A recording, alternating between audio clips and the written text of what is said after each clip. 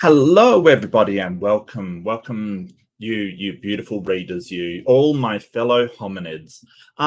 This segment, I did spur of the moment the other day. I sort of decided to do it. I'm gonna lump all of these segments, like on Ken Ham and on Hovind, of course, and on these weird and wacky people, that under one banner of fundamentalist fails. And it is Friday for me, so it's fundamentalist fails on a Friday. I didn't add that, but AJ, check your Discord. Check your Discord is where the link be at. But yeah, apparently AJ is going to join me, and it's only fitting. I thought that the first time out of the gate, I thought who is the biggest fail that I could do, and one name came to mind. One person who says the most ridiculous stuff came to mind, and that's Hovind, because I caught one of his, or I actively pursued and found a stream that he did that was just, it was just too funny. Like, really, I actually laughed to it just for the sheer insanity of it. And I only watched the first few bits, so I don't know how this is going to go, but boy, was it funny. It was really funny. But I'm glad you could all join me. Much love. And do give a like if you do feel like it. I'm kind of just waiting for AJ to show up, because, apparently if you do Hovind, he just comes out of the woodwork. And I don't blame him. I really don't. Yeah.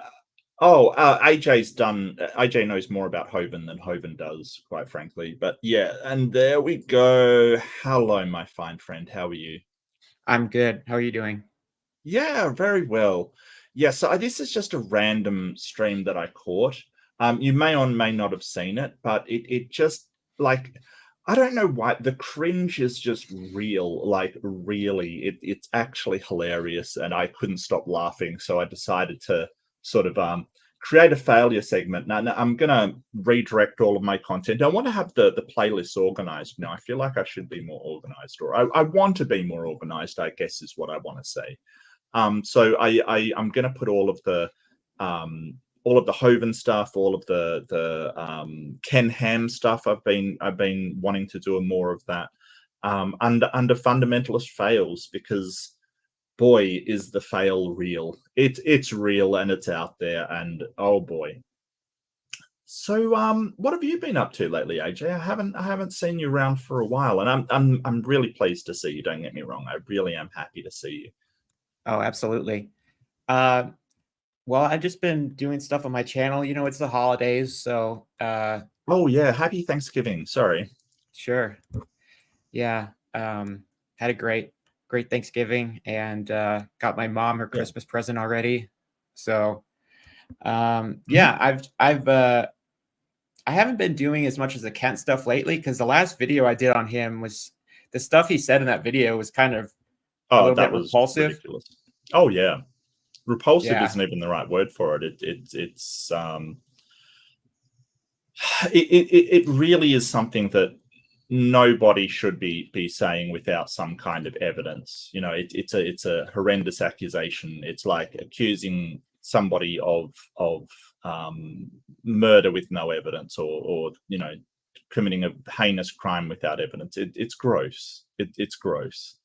So if you don't know that he basically said about AJ that he did this, he did that, he was into bestiality, and it's just like, to make that kind of accusation is just absolutely thin. But I think that people like that, I don't think being serious about them is really the way. I mean, I just want to laugh at him, because that's all he deserves, really. That's all he deserves. He is a laughable human being. I can't take him seriously, because when you get to the point that he is such a mess of misinformation and confusion and what he thinks, like, seriously, you've got to laugh. And I agree. I'll share the video, and I'll put your link in. I do apologize. I didn't know you were joining me. If I knew, I certainly would have hit you up. But that's okay. So the title of this video, are you ready for the funny? Did Moses fight with Hamas? Yeah, what a title. Did Moses, who lived thousands of years ago, fight with Hamas, a modern Palestinian insurrectionist slash perhaps terrorist force? Yeah. Yeah. What do you think, AJ? Well, Kent has had a pattern recently of just saying a lot of pro-Israel, anti-Palestinian / Hamas stuff, which is not. He makes a conflation, which a lot of these conservatives do. They make a conflation with Hamas and people who live in Palestine, which is not. It's not true. But it's just a guilt by association type of thing.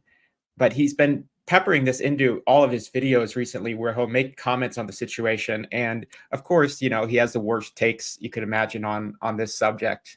Oh yeah, and so and I don't know where your position on this is. I feel just to be serious for a second, it is a serious conflict, and reducing it to this sort of simplicity, ignorant kind of statements is so like that. There is a lot of history here, but not to Moses fighting with Hamas, but there has been all kinds of peoples inhabiting the region.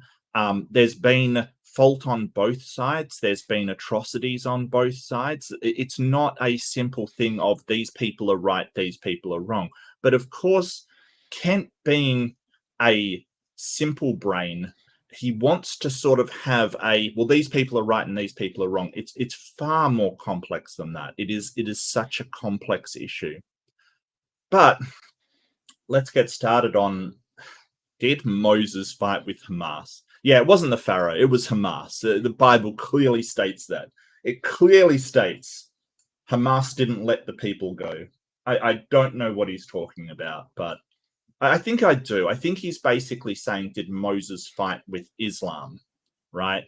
And the whole point is, well, no, Islam's a sort of 17th century religion. It didn't fight with Islam. Or maybe he's going to be worse and go into sort of genealogies and stuff and claim that Palestinians are all, the evil tribes or something, like the who were they, the Amalekites or the evil tribes of Islam. Yeah. Well, if I could just take a second to make my position sure. clear. The way I feel is basically like, I don't approve of the US government sending money to Israel and sending weapons to Israel. I don't approve of that. And basically, like, I also don't approve of what Hamas is doing, but I basically feel like I feel bad for the innocent civilians on either side of this conflict, and basically everybody else I don't really care about. That's pretty much how I feel. I feel bad for the people who are not the people who are innocent in getting hurt in this conflict, and there's civilians on both sides just trying to live their lives, raise their families, eat, and just survive as human beings. And I hear you, AJ. I really do. And you're right. Sort of the US sending weapons in there doesn't help the situation. Really, it was Britain that originally gave the land to the Israelites, therefore setting up this entire situation. And it doesn't help that in the middle of it all, you've got Jerusalem, which both the leaders of both sides want access to because their people consider it a holy land. It seems like religion has caused this to be just a ridiculous conflict. Because if Jerusalem wasn't an issue, they could possibly partition the land. The original separation of the land in Israel had the Jerusalem in the Jewish enclave, which was probably one of the main reasons why it was rejected at the time. But yeah, it's a mess, and people being simplistic, just laugh at them, because this is so complex a subject. Yep. I got to give a big shout out to Caterpillar. I haven't seen you around for a while. I hope you're well. Lots of love out to you. You can check it out on Rumble or on Odyssey or on Genesis Baptist Church. Can you hear that? I've been having problems with like sound coming through. I do apologize. I can. So hear yeah, check it out on Rumble because YouTube won't let me be a horrible person. It's just on YouTube, or check drdino.com. YouTube seems to be a little more strict on some topics they don't want discussed, so we post it on other channels. Okay? Yeah, no, they don't allow you to be racist, and they don't allow you to be, bigoted against gay people and trans people, is what he means. well, the big one was anti-vaccine and the election. Oh yeah, people saying that Joe Biden had not won the election. They were banning people for that. Yeah, I don't know, and rightfully so. Yeah, that is misinformation that can cause a great deal of harm. It just is. Let's see. Did Moses? We're coming to you live from Genesis Baptist Church, independent, temperamental, fundamental, right wing. Temperamental, really? Okay, that's kind of weird word to throw in there. What, the church is angry? I think that fits, right? And the thing is, he doesn't even right-wing radical chicken-eating KJV soul-winning Baptist church. Man, it's like every horrible thing about religion all just fashioned into one. yeah, it's like all these red flags. Oh yeah, nothing but red flags. Radical chicken-eating Baptist church, where God gets the glory for his creation. We believe the Bible is infallible, inspired, inerrant, word of the living God. Did I get it all? Yes. Yeah, and when you begin with that premise, you can't learn anything. You can't, we love science. Oh boy. And we're extra Baptist today. We're having Publix chicken. Publix? That makes you extra Baptist? Yes. How is that? Because we're Baptist. We're chicken eating. Right. Yeah. So. Well, Baptists eat a lot of chicken. Ever since that rooster betrayed Peter, we've been trying to kill every one of his grandkids, okay? Come visit us, Dinosaur Adventureland. We had a great time cleaning out our shop. They found 22 washing machines and dryers in various stages of not working. Why? I don't know. It's just, we're having a yard sale, people. Come down to Dinosaur Adventureland and get yourself a broken washing machine. They cleaned out the shop and there were this many in the shop? Why? Apparently so. I don't know. I have no idea. So I think this is the washing machines that was probably in the compound. And there's a comment to be made about how dirty the place is if your washing machines constantly break. Oh, hello, Sinedra. Sinedra, welcome to Commentator. There you go. You became YouTube. Thank you so much. There are some extra emojis in there, so enjoy your emojis. I probably should have made that announcement before we started, and I suck at this. So there's 3 new emojis. I have the irony emoji, the sus emoji, and the no worries emoji. So there you go. There's 3 new ones just for you, Sinedra. Just for you. I do like the irony one. I really do. I love that one. So yeah. Look, to be honest with you, I hate to. No worries. Yeah, absolutely. Absolutely. Yeah. So get yourself a broken washing machine down at Dinosaur Adventureland, where we give God the credit for breaking washing machines. I don't know what this is. This is like a yard sale from hell. It's just horrible. And I said, hold on. We keep saying we're going to get to these to fix them. If you want to buy them real cheap, come get them all before. And it looks like those things are in about the same condition. I just, for Thanksgiving, if you can, we'll make you a deal. We'll make you a deal on a broken washing machine. Come on, man. What are you talking about? Like, is he desperate for money? He's gone from DVDs to broken white goods. Look, just sell them for the parts to, a scrap yard or something. Seriously, just get rid of them. What are you doing? Sell them to the public. You're going to have them in your science center? Is that going to be the new, evolution didn't make a washing machine? I don't know. They're all fixable. Anything's fixable. No. Everything is not fixable. No, that's blatantly not true. And it may cost more to fix those things than it does to actually just buy a new one, Kent. It's just silly. You're a silly man. Come on down. And just one thing, I don't want to hassle Sandra because I don't know her. I don't know anything about her. I think she's too good for Kent, to be honest with you. I think that I don't know. I like her hat. Join us here. Okay. Yeah, it's a cool hat. Yeah, absolutely. She's got style. I'll give her that. I mean, it's better than the Hawaiian shirt that he wears. Like, he is clearly out of his league, quite frankly. But, she's obviously believed what he says. I mean, someone made a comment about wife number 5. Well, technically, she's not wife number 4 because he never divorced his first wife.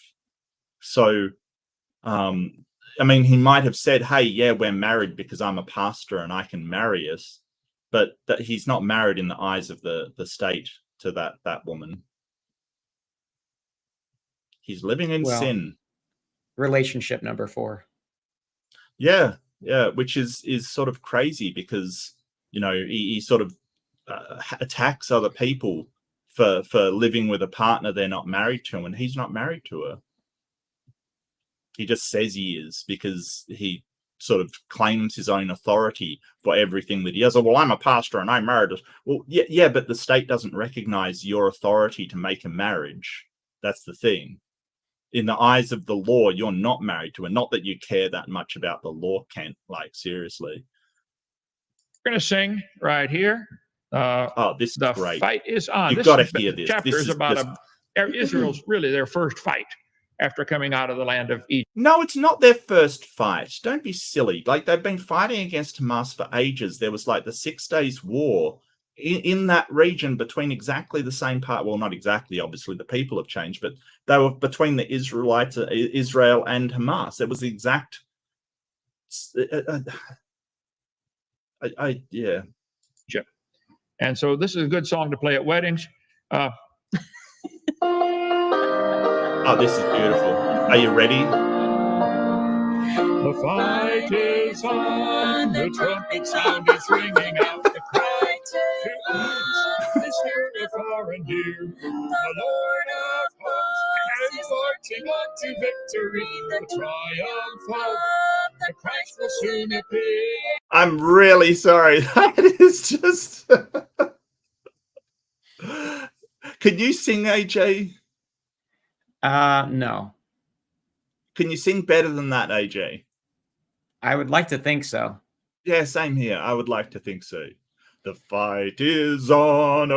Like, why are you talking about? It wasn't Jesus all about peace and love and stuff? Like, what is this war song for Jesus? I don't.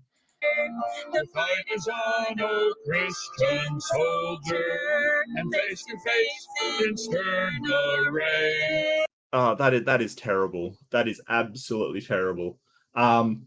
I'm going to skip that, but I just had to let you listen to just a bit of that. That is awful. Like, seriously, guys, if you're going to be singing on the internet, take some singing lessons or something. There's a reason why I don't sing on the internet, because I think I'd be absolutely dreadful at it for a start. And what's with Kent's like deep voice makes better? That doesn't make you sound any better, Kent. It just makes you sound deeper. He seems to think that singing deeper is better, and she seems to think that singing louder makes you better at singing. Oh, well, she's obviously of the sort of nasal kind of, like, and that's okay. Like, they're obviously not singers, but seriously, then don't sing on the internet. Like, seriously. Like, the thing is, like, when you're in church, all the other people drown it out. You're not being drowned out, and you sound absolutely, that down in Alabama, that's what we call caterwauling. I got to skip past that because that's ridiculous. Yeah, so, I'm more of a rapper than a singer. Yeah, no, that's fair. That's fair. Well, I'm not really either, but I think I can sing better than that. I've done karaoke. I can at least carry a tune. Neither of them can carry a tune. And that's okay. Don't get me wrong. That's nothing wrong with that. It's just, if you can't, don't sing on the internet where people like me can hear it and laugh at you a lot. So, but yeah, let's leave Sandra alone, because Sandra, I don't know her at all. I don't know her. I don't know whether she goes out and lies to make money off of her creationist crap. But you'll notice that a lot of this is just advertising, right? For his dinosaur, you know, F grade theme park. A lot of it is. It's not actually getting to it at all. Income visitors. I think we've had about 25,000 visitors from all 50 states and 74 countries now. Come on down. Take the tour. Dinosaur Adventureland. Let's see, where did I go here? There. Riding one of our Jeeps. I told the couple yesterday that yellow Jeep will go 60 to 0 in 1 second when you hit it. That looks absolutely terrible. Yeah, I'm sure he did say that joke because he says it all the time. 60 to 0 in 1 second. Yeah, if you run it into a wall, sure. Is that the joke? Is that the joke? Yeah. Yeah. That's considering people have died at your what could only be charitably called a theme park. It's more like just a compound, your religious compound. Considering people have died in it, I probably wouldn't be making that joke, but you know, only a person with no empathy over people dying would make a joke like that. Enter Kent Hovind.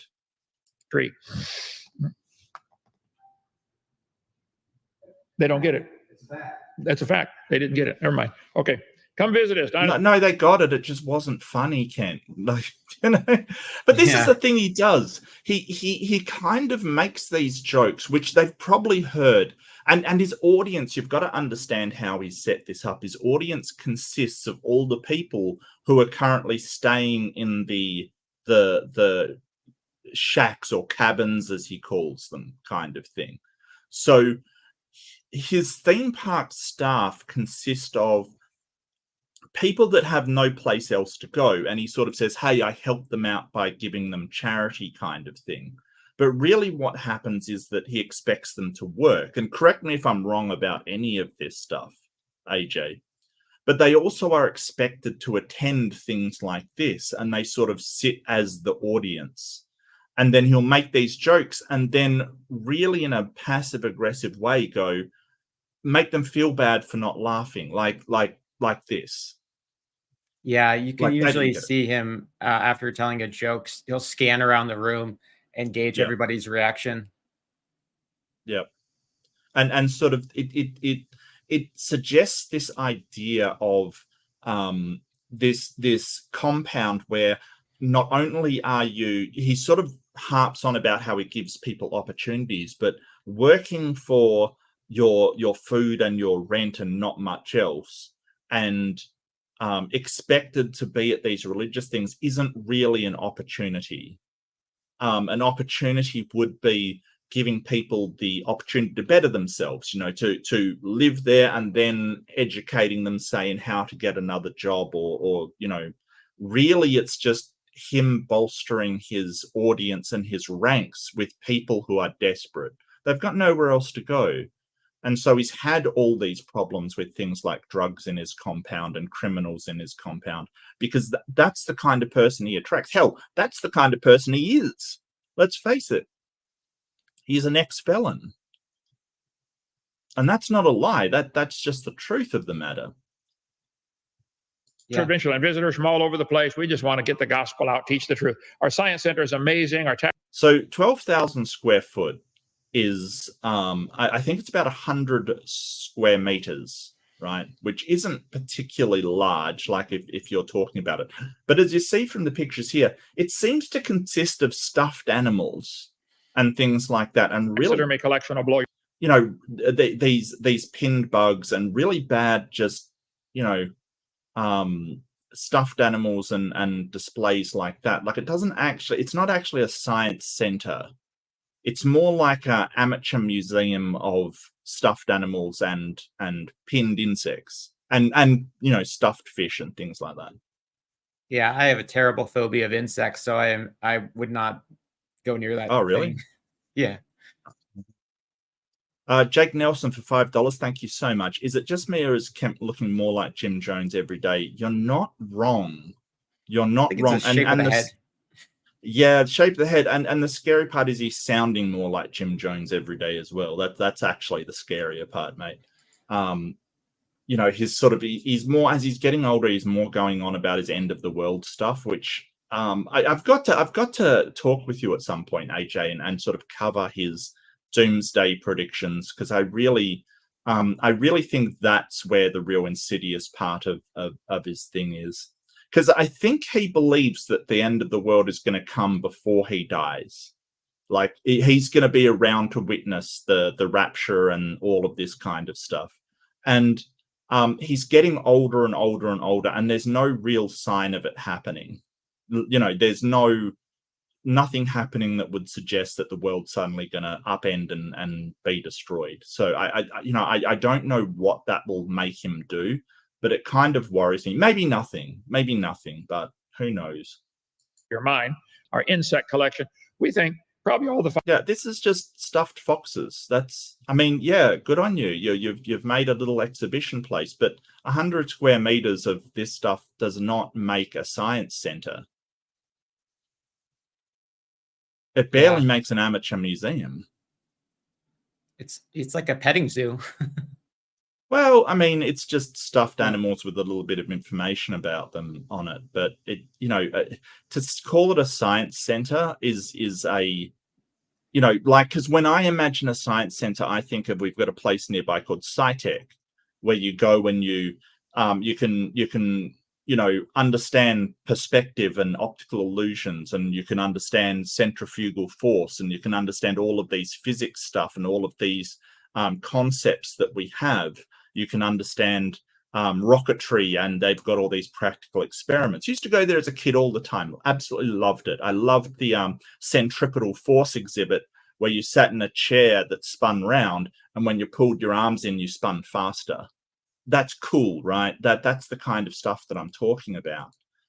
But this is just a bunch of stuffed animals that a grandma would have, and calling it a science center. Yeah, I'm not seeing any posters on how to understand the scientific method, or text dedicated to famous scientists throughout history, or stuff like that. It's mostly just animals, which is cool. Yeah, and that's a good point. Well, it's a really good point that we don't just, in a science center, you don't just say, hey, these are things that we know. You explain how the scientists discovered them, how we know them, and it seems like they just, they have a bunch of stuffed things from nature saying, hey, these exist. Great, that's not science. Sorry.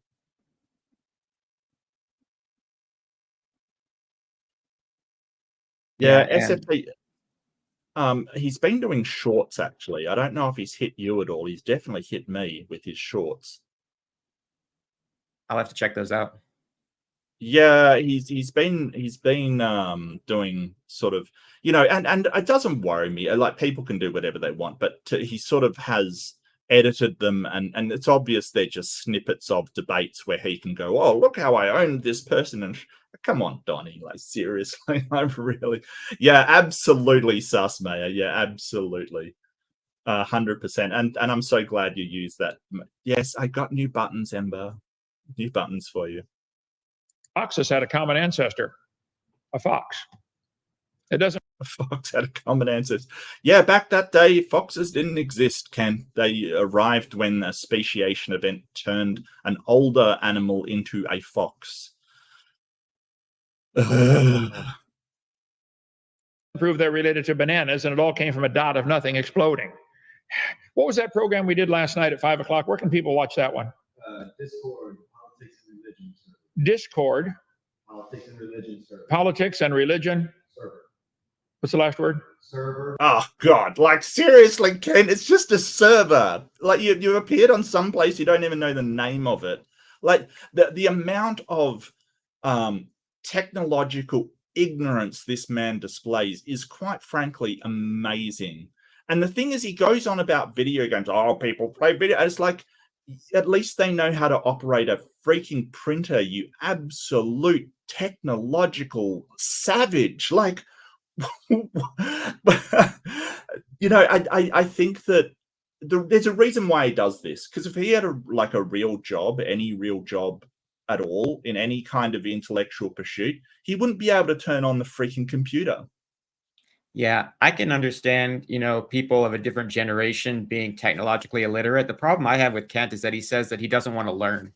He has no desire to learn these things. He'll just let somebody else do it. Super chat from Connor Runda for $4.99 US. Thank you so much, Connor. I do appreciate it, mate. Oh, so good. Mark and AJ, we clearly live in the best timeline. Have fun, love timeline. Sorry, have fun, love both your work. Thank you so much, Connor. This was a spur of the moment thing, so I apologize. Look, AJ's always welcome on my channel. You know that, right, AJ? You're always welcome, mate. And we used to do some stuff in the past. We kind of split up. We're doing our own thing, and we'll come back and we'll split it. We're always in a vaguely loose orbit around one another, I think, by now. So yeah. And AJ does have a debate coming up against Hovind as well that I do owe you another sit down session to sort of discuss tactics and how we pin someone to the wall, which is how to really get those punches going, which will be so much fun. Yeah. We could stream it, but I think that'd be showing our hand. So I think that we should just sit down. Anyway, that's for us. But thank you so much, Connor. I really appreciate it, mate. So yeah, look at this. Server. Okay. Yeah, it's a server, Kent. It's a server. What? You don't know what a server is, do you? You've got no idea. You want to claim all of this knowledge. Yeah, and you're right. Like, people that are older can learn stuff, right? My mother was, she was from his generation, and she loved new technology. She loved it. She liked learning it. She wasn't the greatest at it, but she could learn it, right? She was very experienced on computers. So I must admit, more on the user side than the technical side. But, you can learn that stuff. They do courses for people with dementia, Kent. Maybe you should check it out. And that was at 5 o'clock last night. Yes. We got to post that on ours. Anybody can call in for questions. I think some of the evolutionists got that one guy that's a troll. Did we shut him down? Was it Big Bad Mama? It was Big Bad Mama, wasn't it? It was Big Bad Mama. If you've ever seen the questions Big Bad Mama asks, it's glorious. And I think BBM is in chat. So yeah, love your work, BBM. Pretty good. Sweetly and Christian love. Yeah. Okay. There is nothing you do sweetly. Nothing you do is sweetly and in Christian love. Come on now. Azho 7 months chat. Damn it, I'm going to turn into an Aussie. Oops, meant assy. Okay, well, that's yeah. Well, actually, someone was just talking about how nice the Australian accent is. So I'm glad. I'm glad. Maybe you'll sound like a decent person, Azzo, and I love you. Come visit our science center where all this based on the 7 days. Yeah, that's the science center. It's just his sort of propaganda put up on the walls. Yeah, and he's what holding is that it in his hand? That's is a that plesiosaur? Yeah. Okay. Is a creation. Lots of cool stuff about dinosaurs and God's word. God's word is true. And it's fish. It's like, okay. It looks like, yeah. All right. Is that even scientifically accurate? Do those fish live in the same habitat? Like, if you're going to do a diorama of stuff, you have to make sure it's accurate. Are they all fresh water, or are there some salt water in there? I don't know, but those ones in the middle section are clearly fisherman trophies. They clearly are. And it would not surprise me if you had one of those, talking fish things in there. I was just thinking that, yeah. Yeah. Yeah, it wouldn't surprise me. He made everything in 6 days. Yeah, those are fisherman's trophies. That's what he's basically got a whole bunch of fisherman's trophies and put them on his wall and said, yes, it's a science exhibit. Yeah. Wow.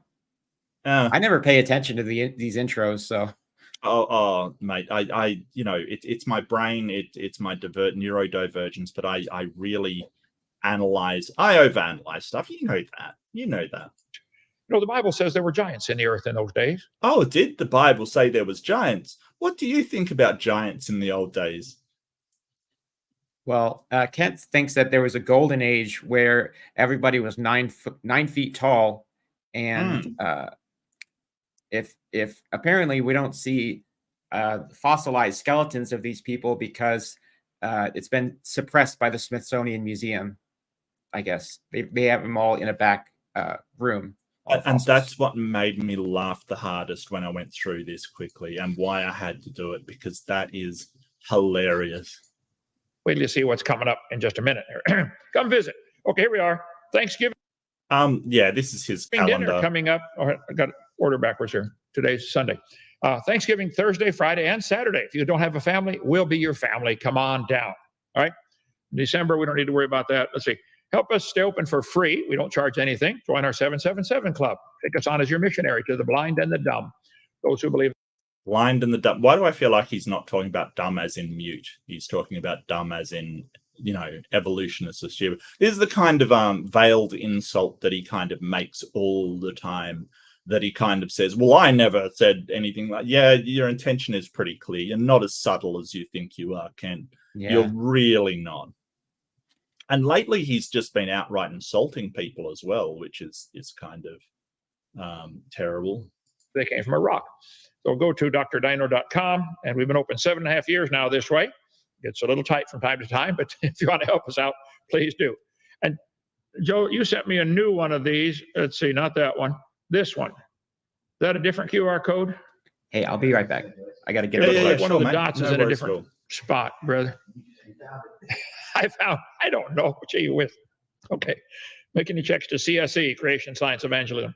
Get our video series for Christmas. Good. So all of this has just been ads, right? All of this is the first 5 minutes or so has just been ads. That's all he's doing, is just trying to get money off people. It really does show his sense of priorities when the first thing out of the gate is money, money, money. Christmas stocking stuffer.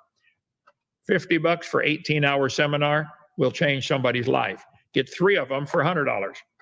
Get them. Yeah, like Dharma's. Apparently Dharma watched this and then suddenly, yeah, or that's what Hovind claims. I'm not sure about the truth of that, to be honest with you. Order soon, though, if you want them in time for Christmas. All right. Let's see. Or a Woe series be a good one to give to somebody. What on earth is about to happen? So bring. Yeah, $100 for a 7 DVD set is atrocious, especially when it's as bad as what Hovind puts out. It's absolutely atrocious. I wouldn't buy those. I mean, I'm doing the sort of calculations, and that is absolutely atrocious value, like in Australian dollars. Because it's about 1.5 to 1.75 or so. So that's like, yeah, that's outrageous for that series. You could buy a Dexter series for a lot cheaper and have a lot more entertainment out of it, quite frankly. Yeah, and the material's on YouTube. Yeah, it's all on YouTube. I think he's relying on his people not being. I mean, really, it's just to help his church. Let's face it, it is trying to raise money for his church. But Kent's got this weird thing where his church basically pays for him. He doesn't make any money himself because he doesn't want to be taxed. He's allergic to tax. So he kind of funnels everything into the church, and then the church basically he uses the church as a slush fund, I would say. That's just my opinion. Haven't really. Nobody can look at the books of a church, and that's the problem. But that is just my opinion of what he's doing. Marty Camejo, $5. I hope I pronounced that right. I'm dreadfully sorry if I did, Marty. Camejo. $5 US. Kent is so dumb, it's terrifyingly funny. Yeah, no, I'm right on board. It's actually hilarious how, not just how dumb, but how transparent the man is. You know what? I'm going to clarify that. I think he's actually smart and cunning in a certain way. He is, you really get that snake oil salesman vibe off of him, like that they're cunning and smart in tricking people.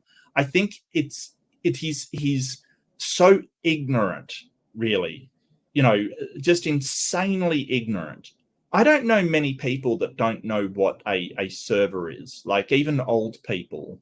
they'll at least know the word. He doesn't even know that. Yeah. Or what Discord is. Yeah, and don't forget, and you're right, and I got to point out Sinedra saying, "Oh my God, what's that sound screen? It's the perfect place to bring your youth group." You know, Dinosaur Adventureland takes no responsibilities for any deaths occurred in your youth group. A men's group, have a women's retreat. A women's retreat at DAL. That's a horrifying thought. Have a women. No, it's women's. It's women's. The grammar is all over the place on this slide. Oh, It's really yeah. bad. Like, he never updates his slides. We know this to be the case. He's been using the same slides forever. It's hilarious. Bring everybody down to, let's see, I want to get to slide number 1423. Did I get it right? 1423. Has he got 1,423 or more slides? Yeah, he's got a lot of slides. I've seen them. Why doesn't really? And they're all part of the same document. Why doesn't he put them in different documents? Like, split them up into subjects. I mean, they're loosely organized into different topics, but he kind of just has this long set of slides that are just that's how the order he gives his presentation in, and he's not changing it. That's just Wow. how he does it. Yeah. No, there. Okay. Exodus chapter 17. All right, tell me. And all the congregation of the children of Israel journeyed from the wilderness of Sin after their journey, according to the commandment of the Lord. Well, if they're still following the Lord, that's a good thing to do all your life, okay? And pitched in Rephidim, and there was no water for the people to drink. Wherefore, the people did chide with Moses. When in doubt, blame the leader, right? Well, it's kind of the leader's responsibility to make sure that everybody's fed and has water. Like, you know, that's kind of his responsibility. I feel like he's working up to, oh, everybody blames me for everything. Well, yeah, it's kind of your responsibility, Ken. Like to, I don't know, pay people's taxes on their employment and things like that, you know? Moses was their leader, and Moses chose the direction that they marched, and he based this apparently on what God told him. And so when they say, you know, give us water, they should blame him because he chose the path that they took. Yep. Brother Mike. And he marched them out into a desert, no less. So, Right. You know, why you Which wouldn't is say, hey, did you think of bringing some, you know, juice boxes or something, Moses, is probably not a bad thing. Like, seriously, come on. Yeah. I don't, yeah. Pastor, isn't that what they always do? Everything's going wrong. Blame the pastor, right? It's always his fault. No, it's always the pastor's. It's always the pastor's fault. It's always my fault. The victim complex of this man is just incredible. You know, he made decisions to, you know, let Chris Jones back into Dinosaur Adventureland and do all of these things, but just blame the pastor. It's never the bad pastor. It's never my fault. It's somebody else. Someone else. Oh God, why? Why? They said, give us water that we may drink. And Moses said, why chide ye with me? Wherefore do ye tempt the Lord? And the people thirsted there for water, and the people murmured against Moses. We got to sing that grumbling song again sometime. Grumble, grumble, grumble. Oh, please do not sing any other songs ever in your life, Kent. Please wrap up this singing career that you think you've got going, because it is horrendous. On a Monday, grumble on a Tuesday. Okay. And they said, wherefore is this that thou hast brought us up out of Egypt to kill us? Is that why he brought them out of Egypt? Guys, did Moses bring them out of Egypt in order to kill them? Hello? No. Think back, you were slaves, guys. Armrest down here. No, he didn't bring you out to kill you. Okay, so the Israelite people were never slaves in Egypt. There is no evidence whatsoever that they were slaves. There is a lot of evidence that they were actually they were vassals to the Egyptian Empire. So what the Exodus story may be is kind of an analogy for how they felt being a vassal state under Egypt. And this has been the history of the Canaanite people forever. At one point, they were sort of a vassal state under Persia or Babylon, or all of these kind of states. More Babylon had them as a vassal. So this whole Exodus story, and we know there were cities that existed that were Israelite cities at the same time this was supposed to happen. So no, the Israelites were never all slaves under Egypt. It's more likely that this is an allegory for them being subject to Egypt's will, as a vassal state was in that time. If you don't know what a vassal state is, it's basically when your country gets taken over by another country, they basically go, hey, you can do whatever you want. You can run your own people. You can do all this, but you owe us allegiance. You owe us taxes. And when we call on your military, you have to fight for us. That's basically a vassal state. And our children and our cattle with thirst. And Moses cried unto the Lord. Sometimes that's all you can do. Lord, they're grumbling again. What do I do? What shall I do to this people? They be almost ready to stone me. And the Lord said to Moses. Yeah, so the question is, would God have done anything if Moses didn't say, hey, the people are about to drop dead? That's the question, right? Yeah, well, these people, because he'll show in a second, I think, that these people had gone almost 3 days without water, which is long enough to starve to death or die of thirst. And I think when you're getting to that level, you would say things to somebody out of anger, or saying, did you bring us out here out of Egypt to kill us? Because if you frame this as if the way Kent actually believes the story happened, like that there were slaves in Egypt, he thinks that they shouldn't be complaining because they've been taken out of slavery. But even being subjugated as slaves in Egypt, they would have had to feed and water their slaves to keep them alive, at least. So they're saying that our conditions now are effectively worse than they were before, because at least we're not on the brink of death back when we were in Egypt. Right, absolutely. No, that's a very good point. And plus it's their children dying as well. They're sort of, well, you see your child 3 days without water, and your child is basically about to die of dehydration. And quite frankly, a child could easily die of dehydration before those 3 days, especially in the desert. You would wonder why Moses had to ask God at all. Wouldn't God have known that they were dying of dehydration and just provided the water, or tell Moses, hey, Moses, you've got to provide water, take your staff and do whatever you need to do, rather than let Moses go, oh, people are about to stone me for killing them. God, do something. Like, why does God need to be told? Yeah, it makes you wonder what the plan was. I don't think God had a plan. Go on before the people and take with thee the elders of Israel and thy rod. Here's his walking stick again. This is how the whole thing started. God said, Moses, go tell Pharaoh, let him go. You see, he won't listen to me, Lord. He said, Moses, what do you have in your hand? He said, I got a stick. He said, that's all you need. Let's go. I won the battle with a stick.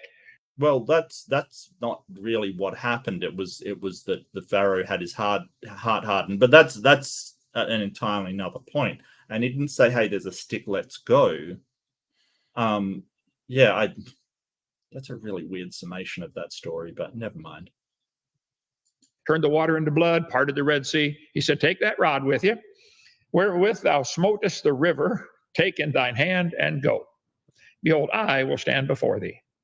And I want that for my life more than anything. I want God to go before me and guide me and say, Hovind, this way, this way, this way, come on, this way. You want God to guide you? Maybe you don't. How do you know it's God that's guiding you? Yeah, it kind of just seems like it's your own thought process telling you things, and you go with it because, of course, you're going to agree with yourself. And don't you want to apply some sort of rational thinking or some sort of rationality to what you're doing? This always is one thing that gets me, that Christians always compare themselves to sheep and a flock, and there's shepherds, and they really object to thinking for themselves. They just want to follow And so this might appeal to Hovind's crowd, and it might be why he gets to lead them round by like sheep all the time. But it doesn't appeal to someone like me, and certainly, you know, not someone like you, AJ. You know, we want to have good reasons for doing what we're doing, not just, hey, I want to just follow something. Yeah. I do. There upon the rock in Horeb, and thou shalt smite the rock. Now, this is critical. What's critical about it? Smite the rock. Smite the Hovind. Smite the rock. Hit the rock. Later, God told him to speak to the rock, and Speak to the Moses hit Hovind. it instead. And God said, Moses, you don't get to go into the promised land. We'll see that later, okay? Smite the rock, and there shall come water out of it. Smite the rock. I can't do as good an impression as you. I'm working on it because it's you're not an inner circle atheist unless you've got your Hovind impression like down pat.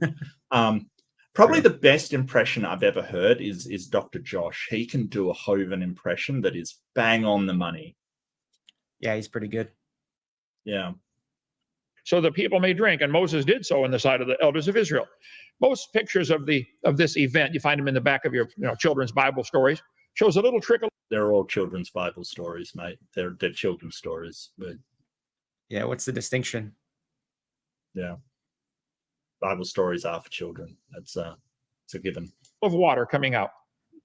There were 2 million people, plus all their camels and sheep. It would take 500 years to water all the people with that little trickle of water. Some have a little bigger hole, okay? Water coming out of the rock. That's only going to take 200 years to water everybody. Here is actually the rock. It was found years ago. Was it found by Ron Wyatt? I just gotta ask. Oh God, that's there is no evidence that this was split by water, or somebody smiting it. Come on now. Giant rock. I mean, unless you want to say that technically it might have been split by erosion over a really long time period. Oh, but sure. Not like he's saying. I wonder who found it, who basically said. It's not even a good photo. Well, no, it's not a good photo. But like if you take a close up with, decent detail, you might go, hang on, that wasn't caused by water. Geological formations, not everything's caused by water, but they think it is. They think water does everything and anything. And it's really frustrating. Look too big, split right down the middle. It's actually as tall as a 5-story building. It's split right down the middle. Water came pouring out of that rock. And we see later in the book of 1 Corinthians. That was probably just wind that blew away the sediment and left a crack in the rock. It doesn't need to be water, Ken. Oh, boy. And where did that water come from? The fountains of the deep. The fountains of the deep split open. All our fathers were under the cloud and passed through the sea, and were all baptized unto Moses in the cloud and in the sea, and did all eat that same spiritual meat, and did all drink of the same spiritual drink, for they drank of that spiritual rock that followed them, and that rock was Christ. I don't know how far to carry that analogy. Just nonsense. No, that's 1 Corinthians. That's then New Testament. So we switched from Exodus to New Testament, right? I'm not sure. 1 Corinthians is a New Testament. Isn't that like sort of Paul's letters to the Corinthians? Yeah, I think it is. I guess he thinks this is referencing this event. I think so. I mean, yeah. I mean, he could reference the event, but that doesn't mean it happened. Spiritual meat. Spiritual. I got some spiritual meat for you, AJ. I got some real spiritual meat for you. But I think that rock split open and water poured out, and the river followed them as they traveled for the next 40 years. How's that? I don't know. Just a theory. It's just a theory. It's just pulled right out of my ass. Yeah, I mean, what, the river followed them? So, like, where was the river leading from? If was it just because they didn't follow the coastline? I mean, if they did, it would have been a lot better. But the coastline was desert. Yeah. Yeah, it was it was like way to the south. So what was the source of this river that just followed them? Well, rivers originate in mountains and things, so I don't know. But yeah, if they, yeah. It sounds like something God would do. Okay. God gave them water and food every day for 40 years, and they still complained. Brother, we get people here once in a while. We feed them, we house them, we provide their utilities, we do everything we can, and they still complain. Yeah, it's because you're basically working them as slave labor for not to just their food and board, basically. That's why. Well, there's more. I think there's more to interpersonal relationships than just those things. I mean, people are going to be annoyed by certain things. And when you have a large amount of people living together, there's going to be conflict that is, not going to be solved just by the fact that they have food and water. Mm-hmm. And people have more needs than just food and water, like sustenance. Yeah. They also have to have safety and security. They have to feel accepted and have some sort of social connection to things. They may not be happy at some of the decisions you've made. Well, I can give an example of one thing that that Hovind would actually say people had complained about, and that was that he only wanted them to come to these Bible studies. Kent didn't like it if people broke out on their own and had their own Bible study in their own group. Kent got really mad at that, and he basically didn't want that to happen. But so they would complain about that. I've heard people, express, that they didn't like that, which is totally reasonable. They should be able to do that. Yeah, absolutely. That seems very egocentric to me. Like, it has to be me leading this congregation or nobody at all. And if you've got power over people like that, like you can take away their home and their board and stuff, I can imagine why they would have been dissatisfied with that. Yeah. And it just shows that he's not doing it out of the goodness of his heart. He's doing it so he has people that will be his congregation and give him some kind of authority. He's basically deriving his authority from the threat of taking their safety and security away, which is very cultish behavior. Very cultish behavior. Not too often, right? Grumble on a Monday, grumble on a Tuesday. And he called the name of the place Massa and Meribah because of the chiding of the children of Israel, and because they tempted the Lord, saying, "Is the Lord among us or not?" Then came Amalek and fought with Israel. Now watch, they're in the desert. They came out of Egypt. There's 2 million people, 600,000 men, plus wives and kids. And they've been slaves for 215 years. And now the enemy comes. Now they've got water and food in the desert. So the enemy comes and says, "We'll take it." If you get a blessing from God, other people are always right there. "Oh, I'll take that." That's a weird interpretation. Like, it doesn't say that they came to take their food and water. That's not what it says. But Kent's this guy. He's got to take anything in the scripture, put it to his own life, and then justify his actions with the Bible. It's sort of well, I'm like the Israelites in the desert. They're trying to take away my ministry kind of thing. Yep. It's exactly what he does. Yeah, he kind of tries to parallel as much as possible. And this isn't even a similar situation. You're not in the desert, Kent. You don't just have food and water. The government, it's not there as a raiding people, no matter what you say. It's just such a, Kent is false analogies are ridiculous and appropriately should be laughed at. No one's taking away Kent's food and water. No, sorry, God gave it to me. God gave them a blessing. But God gave it to me. It's my jet ski.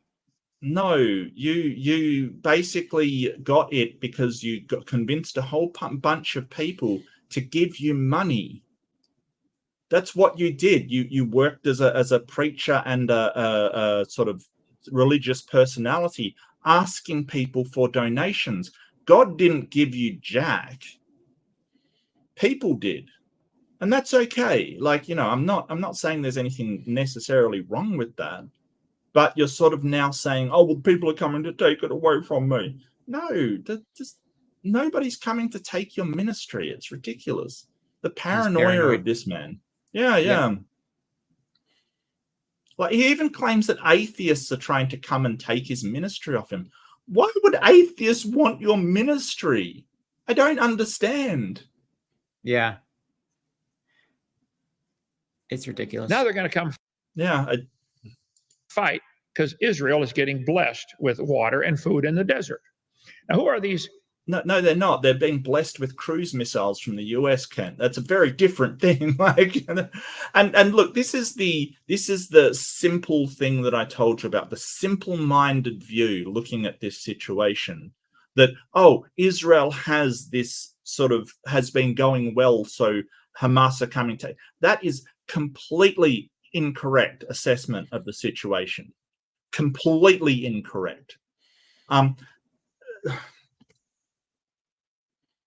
Who's this Amalek? Well, the first mention of Amalek, it says Timnah was concubine to Eliphaz, Esau's son. Remember, Abraham had Isaac.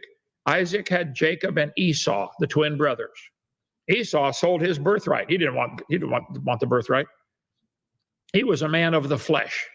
And so Timnah was the concubine to Eliphaz, Esau's son. So she bare to Eliphaz Amalek. These were the sons of Ada, Esau's wife. And it talks about all the dukes, the Duke Korah, Duke Gatam, Dukes of Hazard, and all these guys. Then came Amalek and fought with. Didn't get a laugh for that one either, did you, Ken? Whoops. So he's trying to say that Amalek, the Amalekites, who Israel kind of slaughtered wholesale in the Bible. We're not sure if it actually happened because, the Bible is a history of the Israelite people written by the winners of those conflicts. A lot of the time they'll say, hey, we destroyed an entire people, and that might not necessarily be the case.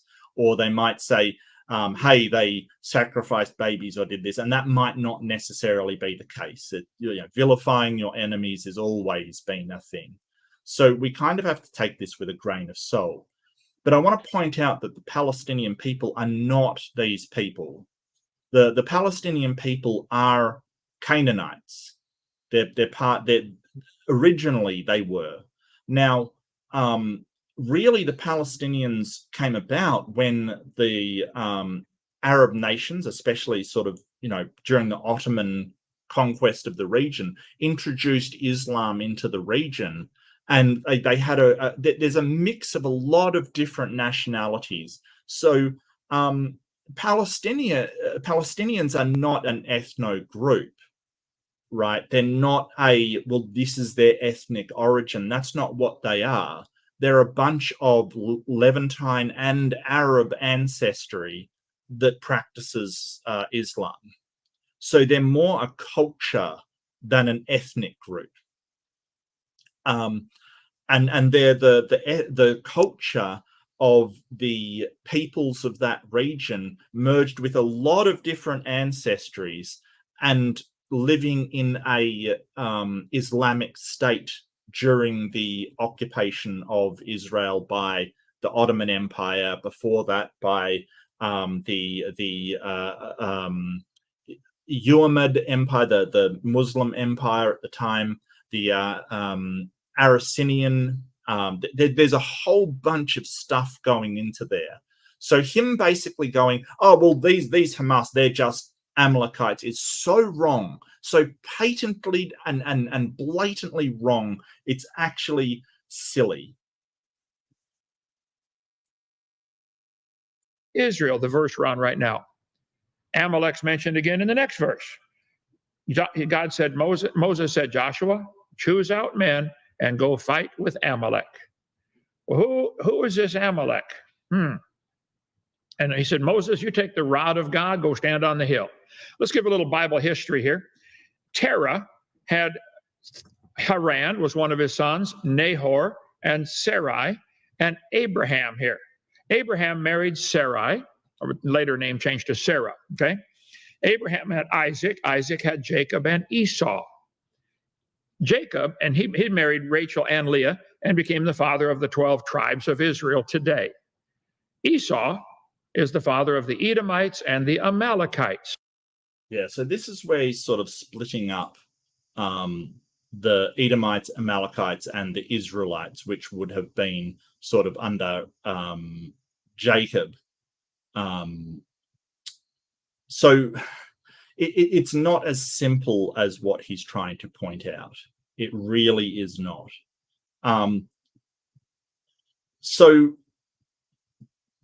Palestinians predated Islam. Well, yes, but what you've got to realize is they're not just one tribe of Canaan. That's what you've got to realize. And there's a lot more influence in there than just sort of, well, that's that tribe from Canaan. No.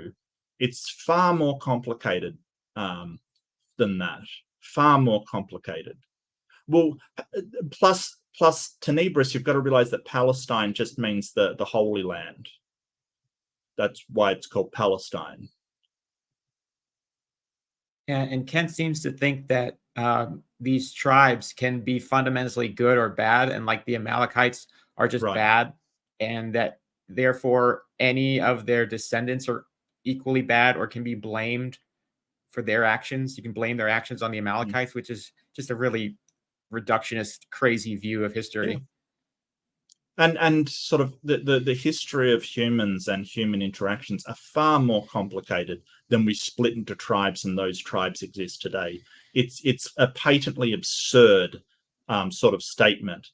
And yeah, there's been influence by Arabic, there's been influence by Syrian, there's been influence by Jordanian, there's been influence by all over, and sort of, so you can't just point at them and go, that's this tribe. It does not express who the Palestinians are. Amalek. Who is this Amalek? Well, they're actually, I guess, the great distant cousins of the Jews, right?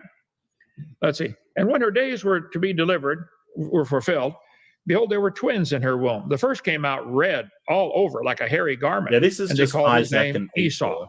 First mention of Esau, and the boys grew and for something. I'm going to skip and past Esau, this because this is a really boring story. But it's basically all it is just saying, hey, so usually what they sort of claim is that Isaac gave birth to the Jewish heritage. He went off and became the Jewish heritage, and Esau became the heritage of Islamic people. So he's kind of playing on this idea that isn't altogether very accurate at all. came in from the field and he was faint. I'm hungry, into three parts. And the oldest kid gets the birth hatred between these two brothers that is still going on today. Yeah, so that isn't what's happening. The whole idea that Isaac became the Christianity.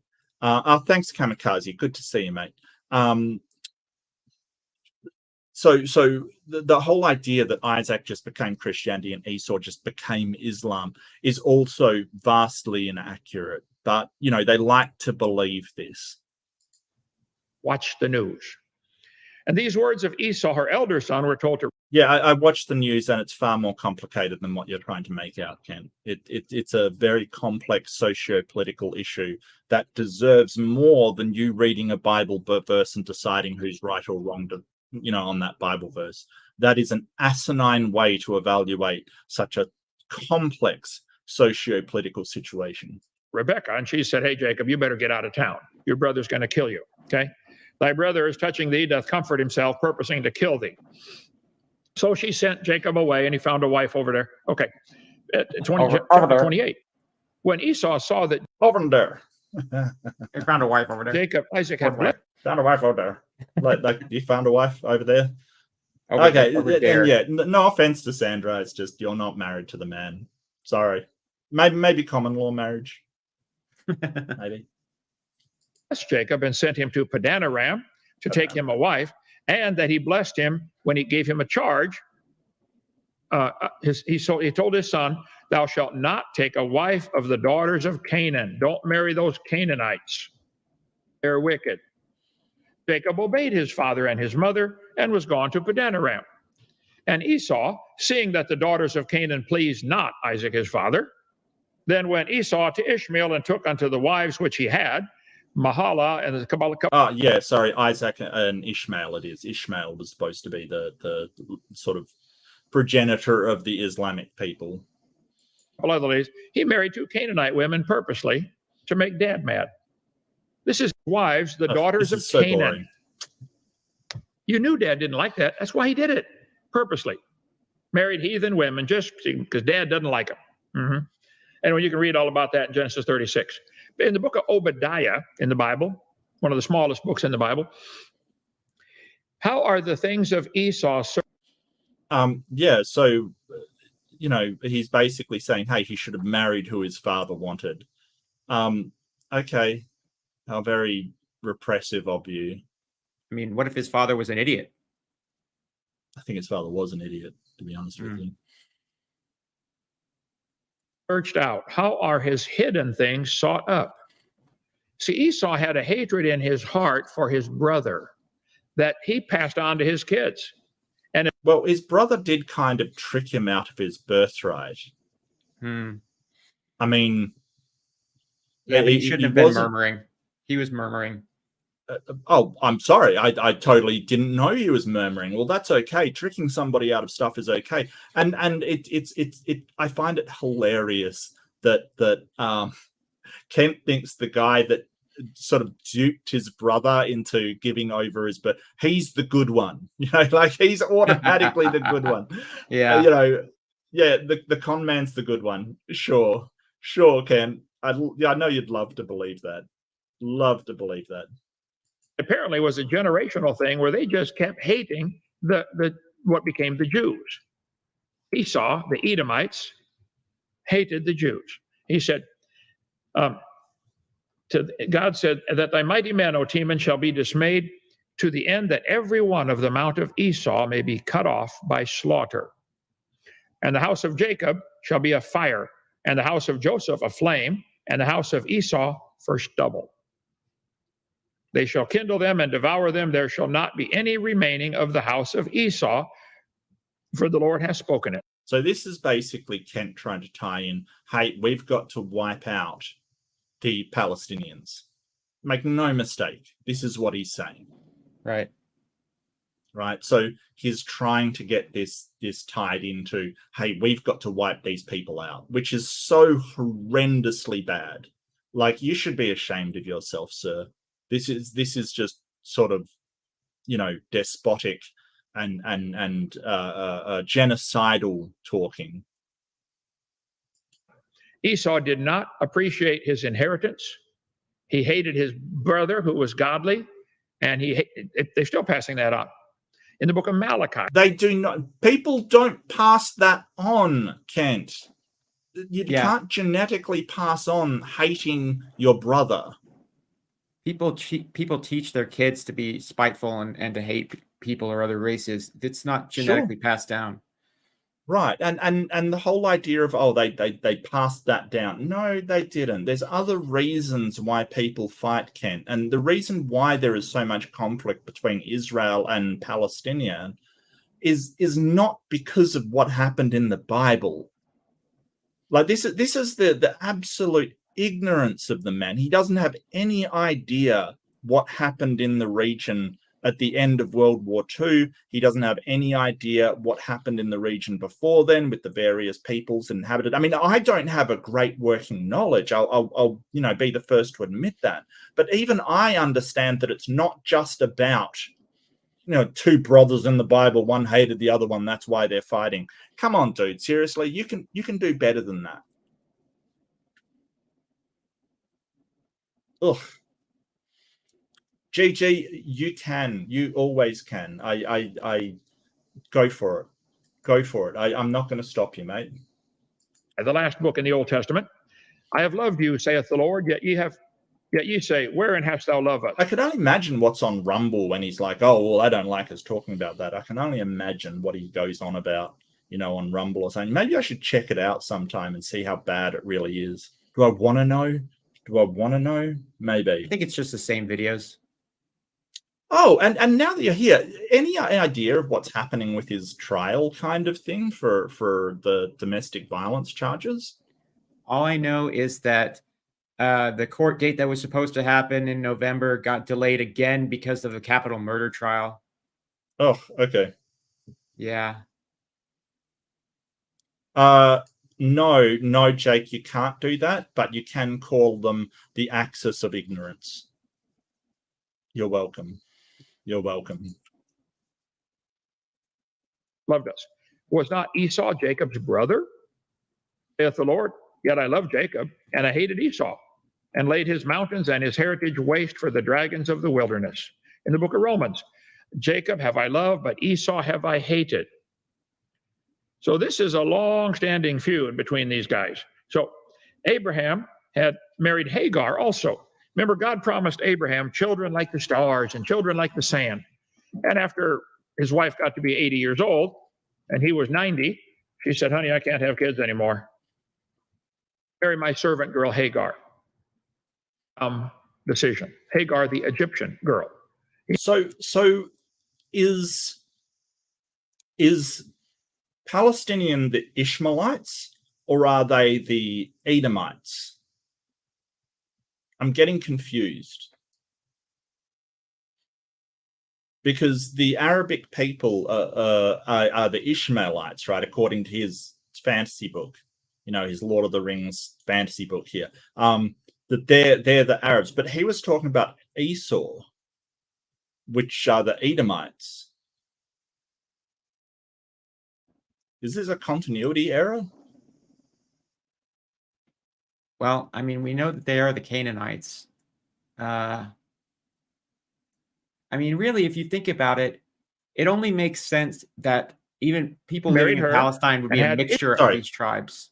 It's obviously going to be, the idea that a country could be just one tribe just seems ridiculous, Yes. It's absurd. have to be a mixture. Yeah. So the Canaanites, they didn't have the Amalekites or the Edomites in them. There was like 7 tribes of Canaan. I think it was 7. But neither of those were in the Canaanites. Or at least I didn't think so. Yeah, I have no idea. Yeah, but it all becomes like the thing is, it all becomes very fuzzy because there was intermingling between all of these tribes. You can't just sit there and go, oh, well, this tribe equates to what we have today. Like, it just doesn't work. Not even the Israelites are the same Israelites that lived in the Levantine back in the day. I'm sorry, they're just not. It's ridiculous.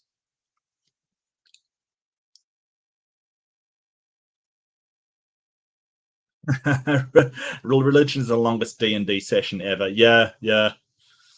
No, I gotcha. Ishmael became the father of the Ishmaelites, which today are all the Arabs. Had Abraham obeyed God, none of this would have happened, okay?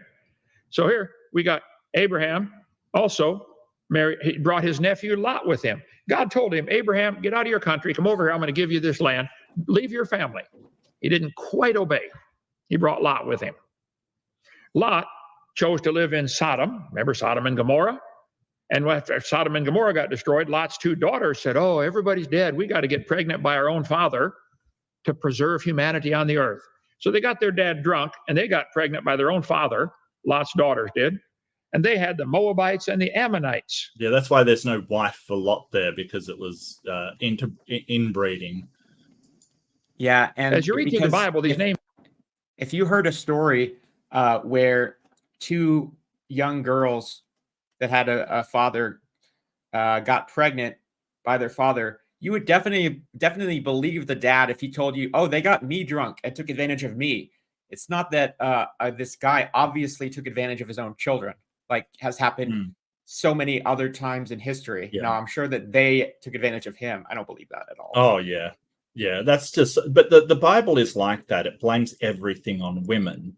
You know, sort of, so Samson and Delilah was the evil person. You know, it does have this very low opinion of women and a low opinion of women's decisions all throughout it. You know, it basically is a sort of, it blames most things on external to the sort of chosen men in it, you know. You know, the problem was that this woman seduced him, or this problem was that this woman did this, or the problem was the woman did that. She was bathing outside naked. Right, exactly. Like, so it always sort of blames women for the ills of men. I mean, even if you look at the Adam and Eve story, it wasn't that Adam ate the apple. Eve convinced him to eat the apple. Therefore, it was Eve's fault, kind of thing. Of course. So, yeah. And the Moabites, I sincerely doubt that it looks like this. It you know, this is obviously his fairy tale storybook explanation. Like I said, it looks like a Lord of the Rings, you know, genealogy line. Yep. Just keep coming up. This is where they come from. You got the Moabites, the Ammonites. So Abraham made two big mistakes in life. He doubted God and married Hagar. He should have just trusted God, which brought the world the Arabs, Amalekites, and the Edomites. None of them would have been here. He brought his nephew Lot, which brought the world the Moabites and the Ammonites. And the Amalekites, folks, this is a long-standing feud between these folks, all right? Long-standing, 3,400 years, all right? Who are the Moabites today? Moab land is now known as the country of Jordan. There's the Moabites right there by the Dead Sea. So you got the Edomites, the Moabites. And you see where it says, though the modern day Jordanians share no similarities to the Moabites. Yeah. See that? See that? It's hilarious that he actually puts up things refuting him and then talks about it. It's now known as the country of Jordan. Yes, but the modern day Jordanians share no similarities to the Moabites. Because, funny this, Kent, things don't stay exactly the same as they were. Even if your sort of little genealogy thing there is right, which, you know, most people would highly doubt, or most historians would say, hey, that's the Israelites' depiction of how these tribes got started. Okay? It's their depiction. People don't stay in one spot and just breed with their tribe. That isn't what happens. But the simplicity of this man, like, oh, there are Moabites in Jordan, so there must be Moabites today. No, that's not how any of that works. I don't know why you believe that. And like, the Edomites aren't the same people that used to be there 3,000 years ago. That isn't any of that is the same. It's the Amalekites, yeah, and they were conquered by the Babylonians, right? So the Babylonians kind of took them over, and then the Babylonians were living there as well. And then we don't find records of them because their culture was assimilated into the Babylonians. So this is what I'm talking about. There's all kinds of ethnic diversity being introduced to these tribes. It's not a case of, well, the Palestinians are this tribe. No, it's a mix of a whole load of different ethnicities. electric lights, all them ite boys. Okay. Moabites. Who are the Moabites today? Descendants of Moab have remained in the same. Yeah. The Moabites were descendants of that. So he's basically going to other things. Trying to say that they're the same people. The ancestors of those who currently live in those locations cannot be changed. Yeah, but the people living in those locations can be changed. It's so simplistic. Geographical areas, their forefathers, they're the Jordanians. So if you want to understand the history of what's going on over in Israel, you need to go way back. This is a real long-standing feud. Moab, the name of the ancient Levantine kingdom, whose territory is located today in southern Jordan. Then you got the Amalekites. Who are these guys? Well, the first mention of them is Genesis 14. They returned and came to some place hard to pronounce and smote all the country of the. By the way, when you come to a hard word in the Bible, skip it and move on. Some people get stuck on one. Just be ignorant, just don't bother to look anything up. Just move on and guess what it means. That's what I do. Yeah, I don't learn. I don't learn. A mishpan?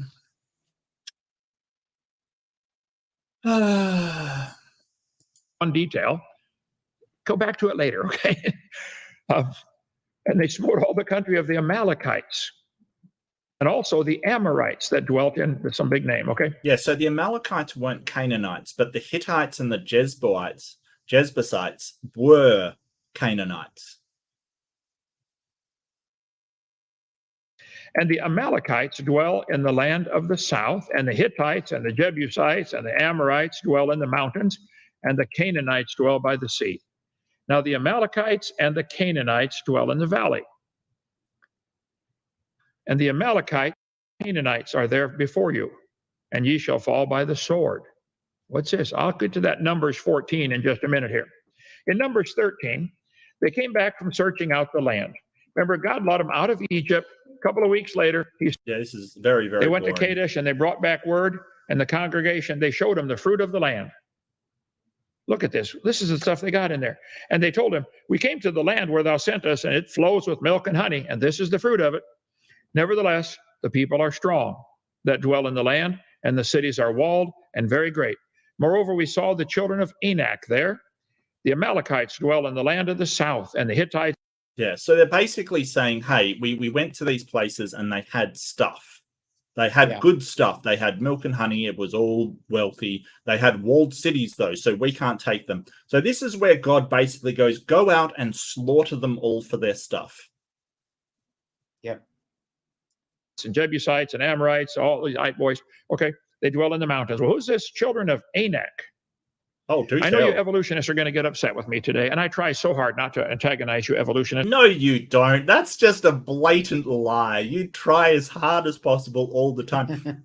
If you were trying not to antagonize evolutionists, you wouldn't be on Standing for Truth, giving these lectures on it and doing open mics to sort of challenge people. Seriously, dude, what a blatant lie. I try to be sweet and kind. I try to be sweet and kind. No, you don't. No, you don't. That's a blatant lie. I don't want to see him try to be rude then. All right. Sweet and kind. Yeah. Do you believe that man started off small and he's getting bigger, better, stronger, smarter? No. No. That's not what we believe. Because So this is the black and white thinking, the simplicity of the man's mind, that he thinks stronger is better. It's necessarily better. Hate to break it to you, but chimps are way stronger than we are. Right. And smarter, I'm not sure about that. That's a weird thing to say. What's smarter, a human or a chimp? We would say human, but chimpanzees' short-term memory is actually better than ours. They can solve short-term memory puzzles so much better than a human. So the terms that you are using are so simplistic.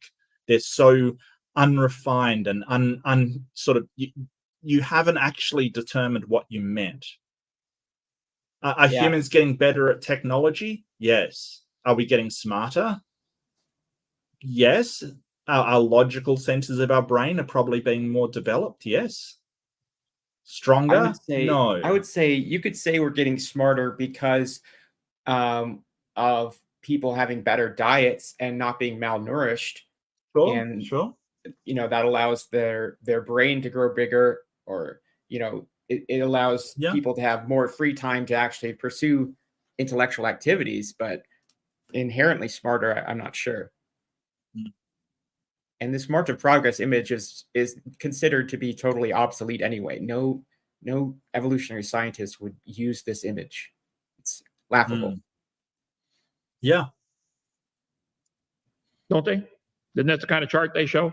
We started off like an amoeba. Oh, actually a dot of nothing. Yeah, and that became human.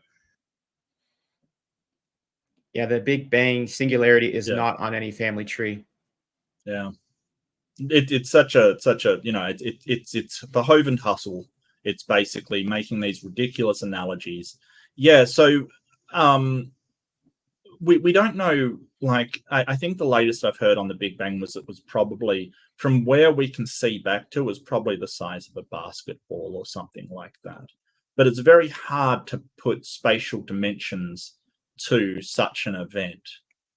He just likes straw manning things. He refuses to actually understand anything about it. Instead, just creates a straw man. Oh, it's a dot from nothing.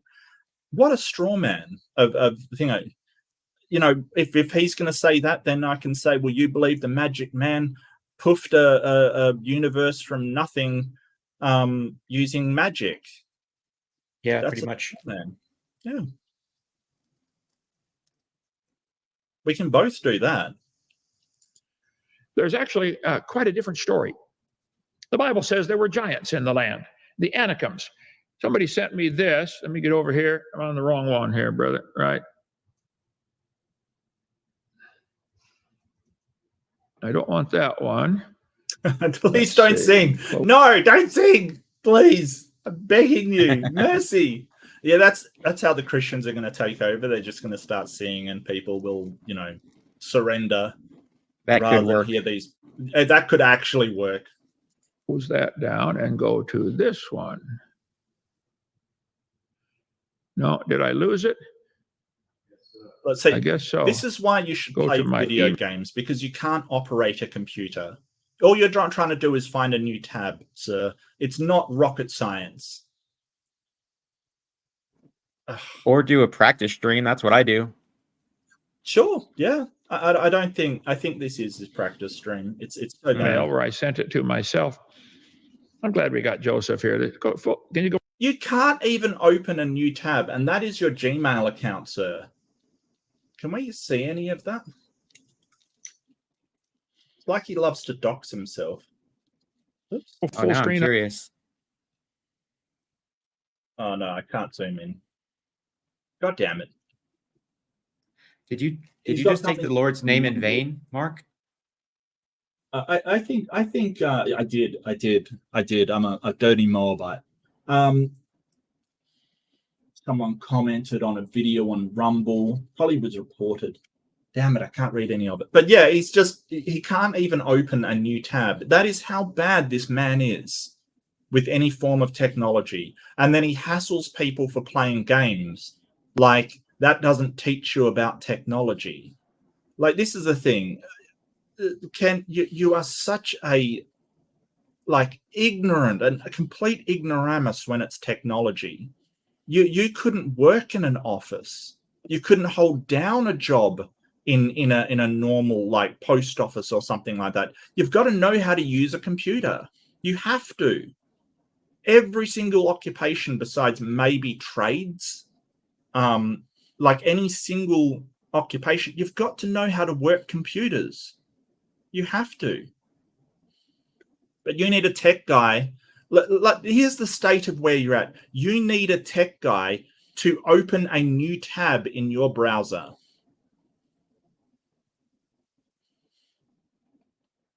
That's appalling. Email on his actual video. I don't see anything that interesting. Oh, damn it. On that, so I can find it. Info Warrior Soldier commented on your video. Yeah, you can see he full screens his email inbox.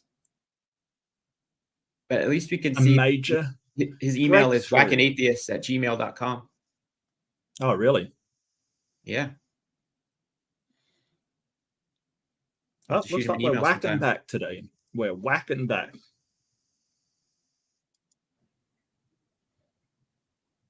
Info. Oh, this is painful. It's the first one, Kent. Here we go. Using a mouse hurts my brain. Dude, seriously. like, this is why he's a huckster and a charlatan. It's because he could never get a job in the real world. Like, could you imagine this guy applying for, doing customer service or something? Yeah, and he could never do this on his own. No, there's no way. He needs someone to literally operate his computer. It's embarrassing. And then he wants to claim that he's somehow on the cutting edge of science. There is no scientist that has this level of computer knowledge, because you need to have computer knowledge in order to do science nowadays. We use them so much. Like, you just can't get away with being this ignorant of technology. Yeah, and Kent is so critical of my videos, but at least I make them by myself. Yeah.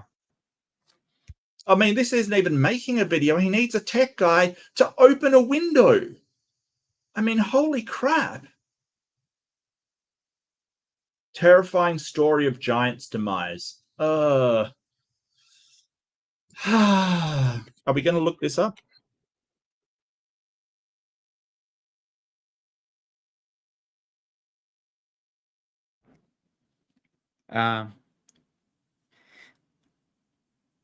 Looks like a YouTube short.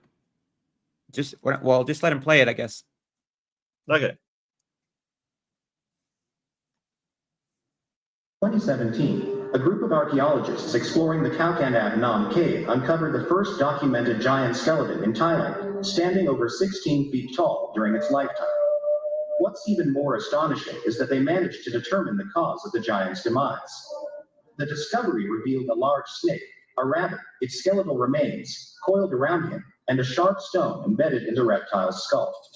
It's likely that the man, already bitten, managed to inflict a fatal wound on the snake before succumbing to venom poisoning. The age of the find is estimated to be 12 to 14,000 years, supporting the hypothesis that giants once roamed the earth. In the same Thai cave, 2 more skeletons were discovered, belonging to women around 10 feet tall. However, after studying the bone growth zone, scientists speculated that they were teenagers and might have grown taller. See more.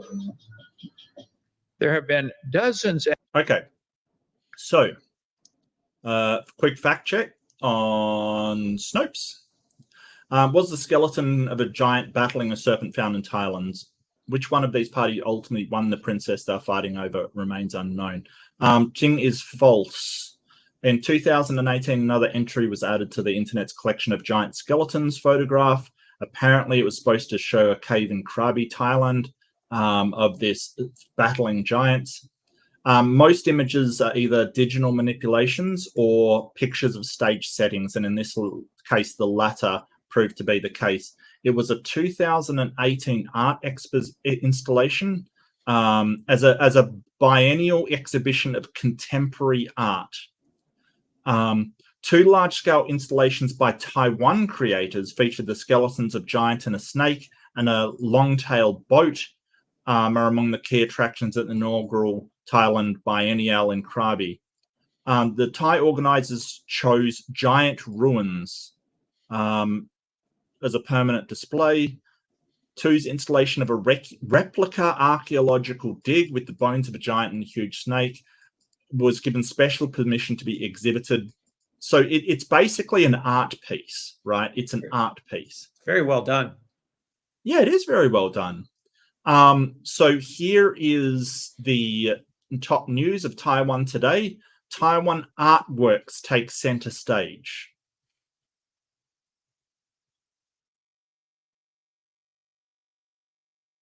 It's an artwork. They literally set it up as an art exhibition. But because some person is ignorant and quite frankly, incredibly simple, he sees something on the internet and, like in a traditional boomer fashion, it's on the internet, it must be what they say it is. No, this is an art exhibition. It's an art exhibition. It's ridiculous. Yeah. Like, this is the simplicity of these people. They will not check to see what it is. They'll just go, well, it looks like something. It is that thing. No, it isn't, you idiot. It's an art piece. Yeah, and this it took me like confirmation bias. Right. And it took me like 2 seconds to find that. Yep. it's so silly. It's so silly. Where are we? And dozens of huge skeletons, 15 feet tall or more, that have been found. And that were artworks. No, they weren't found. They were artworks. Find a reputable archaeological page, because we can show you where they have taken pictures as part of an art piece in a cave. Ugh. Documented, and the evidence just disappears and gets hidden, usually in the Smithsonian basement. Smithsonian basement. So this is yeah. This is the one that I really want to look at. This idea that the Smithsonian destroyed thousands of giant skeletons, right? So the Routers fact check. This is where I went for all of this information. So basically, it came, and the earliest we can find this sort of thing that it sort of cropped up about 2013 or so. The oldest we can find is this article going back to World News Daily Report. Now, this is a satirical paper, right? So it's a satire. You know, so on the right here, Mount Rushmore, Greenpeace activist rescued after getting stuck in Theodore Roosevelt's nostril, kind of thing, right? It's like The Onion. And sort of there's been a major cover-up by Western archaeological institutions, et cetera, right? That they've destroyed thousands of giant remains in the 1900s. Well, people have been known to fall for Onion articles before. Oh, absolutely. But they don't research whether or not it's true. They just say, hey, this is true. It's not. It was a joke. You've been taken in by a joke. Like, so how do you feel touting something that was meant tongue-in-cheek as something stupid that a creationist may believe, and you've actually believed it? It's a joke. Like, I'm not using that as a sort of, you know,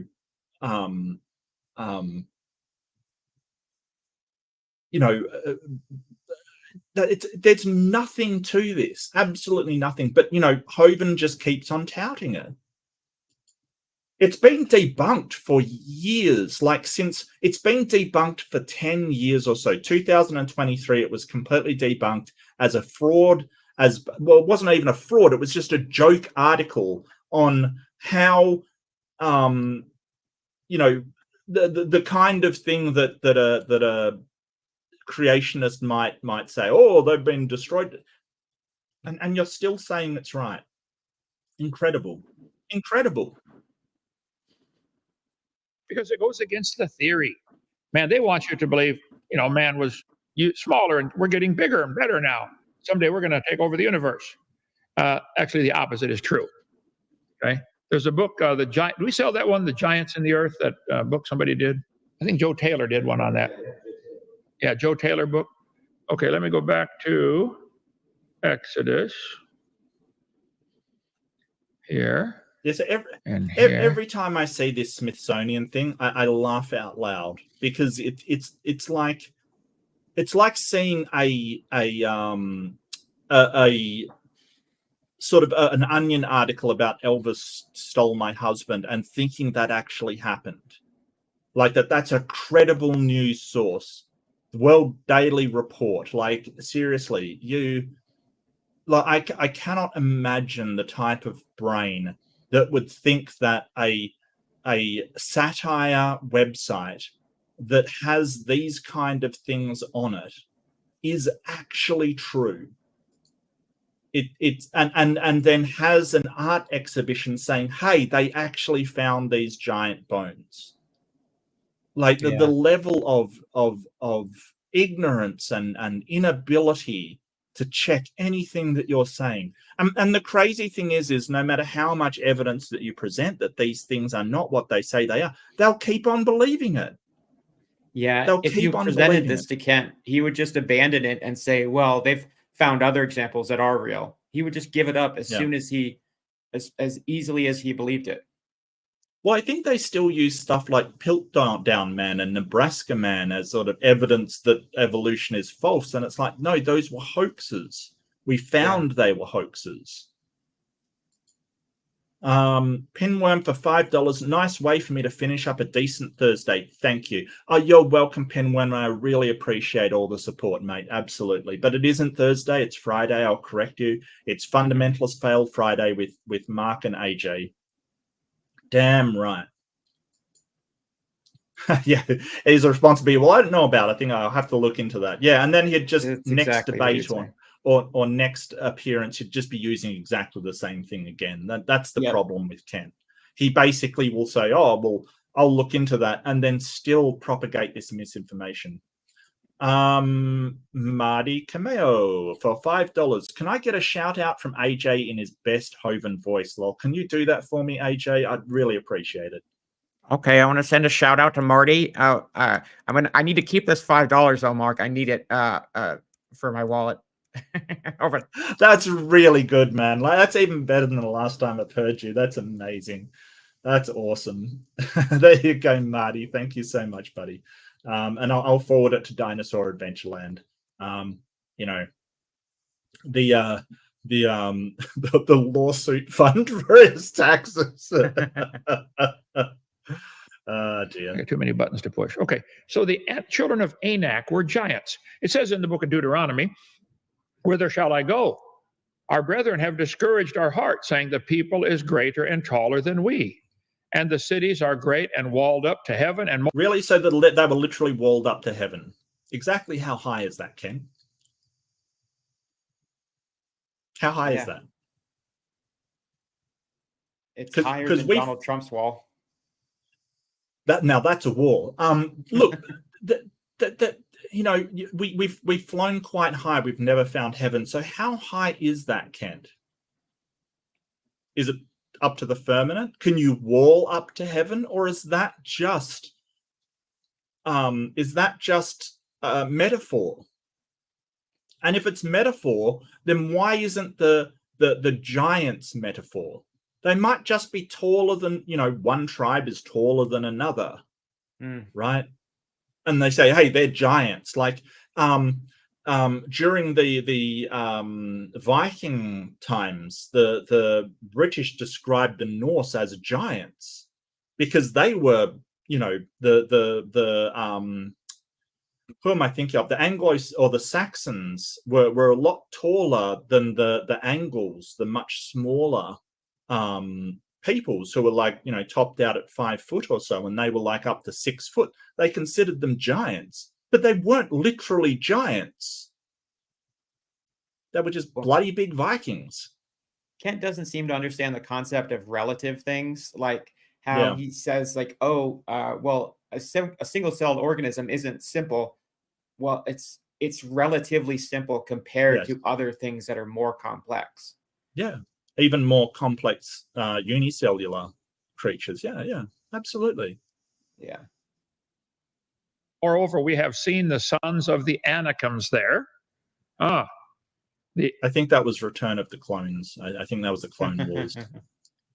Emmons dwell in time past, a people great and many and tall as the Anakims. Who are these Anakims? Deuteronomy has a lot about this. There were also accounted giants as the Anakims, but the Moabites called them Emims. A people great and many and tall as the Anakims. There they are. A people great and tall, the children of the Anakims. So the spies come back after 40 days of wandering around in there, gathering up stuff, and they said, man, it's a great land, but there's giants there. I mean, 15 feet tall, okay? So here we are back in Numbers chapter 14.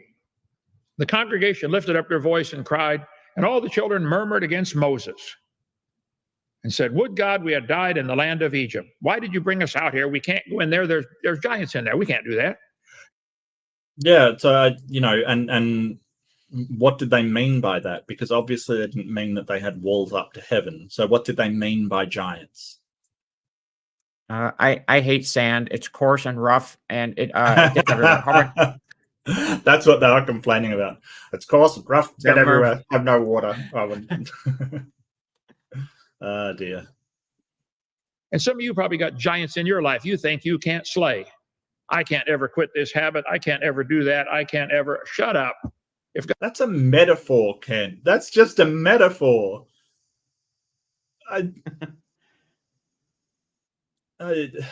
What?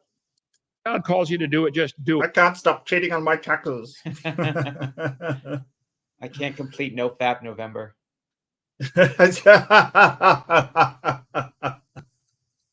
Look, we're all in the same boat there, mate. Like, honestly, come on. Actually, it's not November anymore, so I'm just going to duck off. AJ, see ya.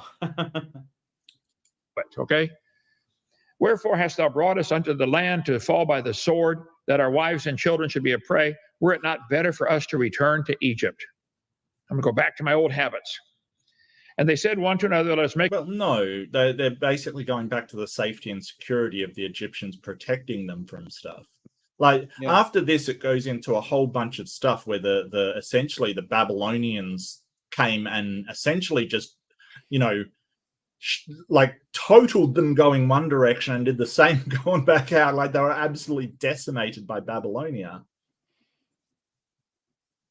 And that's where you get, if you don't remember those prophecies of Nebuchadnezzar, that his cities would be trampled into the ground and all this kind of stuff, because they really hated the Babylonians.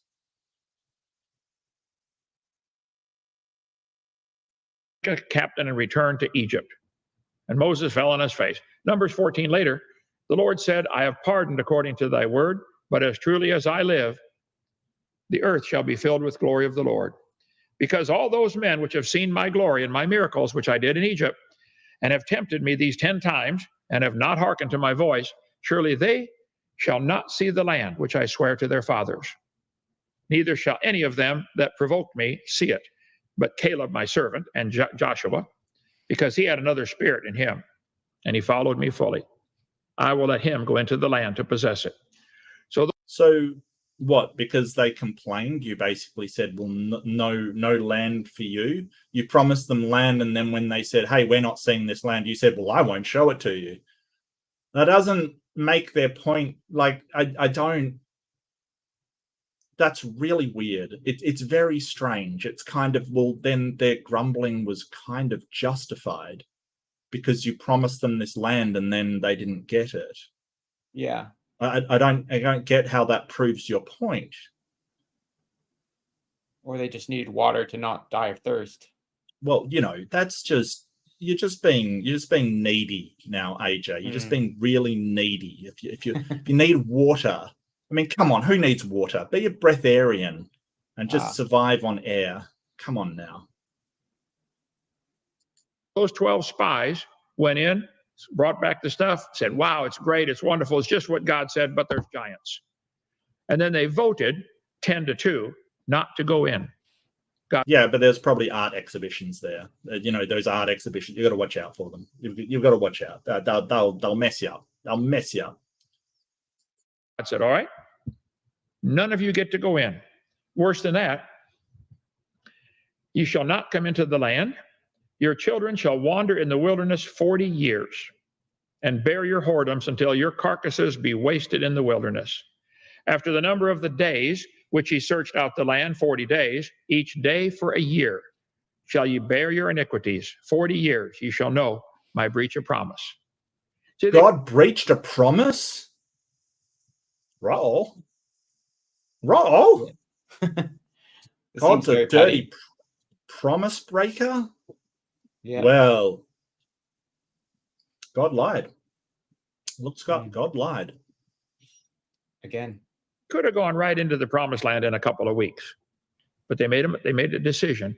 We are scared of the giants. And Moses told all these things to the children of Israel, and they mourned greatly. And they rose up in the morning and got to the top of the mountain. After Moses said, you can't go in, they came up and said, oh, okay, we're ready to go. We changed our mind. We'll go. As the Lord promised, we have sinned. And Moses said, wherefore do you now transgress the commandment of the Lord? But it shall not prosper. Go not up. The Lord is not among you, that ye be not smitten of your enemies. For the Amalekites and the Canaanites are there before you, and ye shall fall by the sword, because ye are turned away from the Lord God said, you're not going. And someone said, okay, we'll go anyway. And they did, and they got slaughtered, okay? Later in Deuteronomy, he said, remember what Amalek did unto thee by the way when you were come out of Egypt, how he met thee by the way and smote the hindmost of thee. Yeah, so this is sort of trying to say the Amaleks are now the Palestinian people. Now I'm back to wondering, the like, Amaleks. What does rather any of this than have to do with Hamas? I don't know. I don't know. I think he's just trying to basically blame the conflict on ancient tribes of Canaan and other tribal people that lived in the area, and sort of say, well, this is why it happened. It's because these people have this sort of ancestry, and it's really bad because it doesn't, here's where it more gets into it. To date, 1,400 Israelis have been slaughtered in cold blood, 2,500 wounded. It's estimated that more than 160 were captured and taken back to Gaza as hospitals. Yeah, so that fails to mention the amount of people killed on the Palestinian side too, which is getting up to like 20,000 or so, I think, at last estimates. I'll double check it because it probably has gone up, and a lot of it has been civilians as well. So, you can't just say, hey, this one side, all of these people have been killed. Yeah, it's happened on both sides. Yeah, As and hostages. also there are people who are trapped in rubble of buildings that they haven't even found the bodies yet, or maybe haven't even died yet. So that death count is probably much higher. Yeah. And it's hard to get an idea. So the current report by CNN. So CNN. I usually go to BBC for my news. I find that they're pretty neutral. But CNN, take it with a grain of salt if you do want to. At least 10,022 people have been killed in Gaza, and it's probably a lot higher because, as you say, there's a lot of uncertainty around sort of deaths. So, and a lot of those were civilians. A lot of the targets were what they call, collateral damage, like, hitting buildings, nothing to do with it. So, just to give one side is really misleading, and it's very deceptive. 85-year-old grandmother was paraded through the streets of Gaza as a trophy, unaware of her dire situation because she has dementia and is now without medication. They took the young men, little children and babies, and the elderly and frail, just like the Amalekites did on ancient Israel escaped from Egypt. They picked on the weaker ones trailing behind, children, infirm, elderly. God did not forget. We see the same spiritual hatred of Israel today. No, they didn't pick on anybody. They just, and don't get me wrong, I'm not supporting Hamas's sort of capturing of and killing that they're doing, but to equate it to what happened back in some mythical time, no, what are you talking about? Spiritual hatred? No, that it's not spiritual hatred. It's complex socio-political reasons for this happening. Yeah, a lot of it. Sorry, go ahead, AJ. These same people that will write articles like this, if you ask them, well, so you think we should move towards a de-escalation, right? Like a ceasefire is a good thing, right? And they'll say, oh, no, we have to destroy Hamas. Okay. Yeah. Well, I don't think we should destroy Hamas if it takes, if we're going to kill the entire Palestinian people doing it. But from the way that this man talks, he's got a problem with the entire Palestinian people because he thinks for some insane reason that their ancestry all comes from these biblical tribes, when we know from genetics that it's a lot more complicated than that. Young people at a music festival for peace were caught and killed in their hundreds. Many more taken off screaming into Gaza. Women were violently yanked about by their hair, tied up and terrified. Little children shot and abused. 40 babies were found beheaded. The bodies... I don't believe that. I don't Yeah, me believe either. that. Well, this is a very unbiased website, oneforisrael.org. Clearly Yeah. unbiased.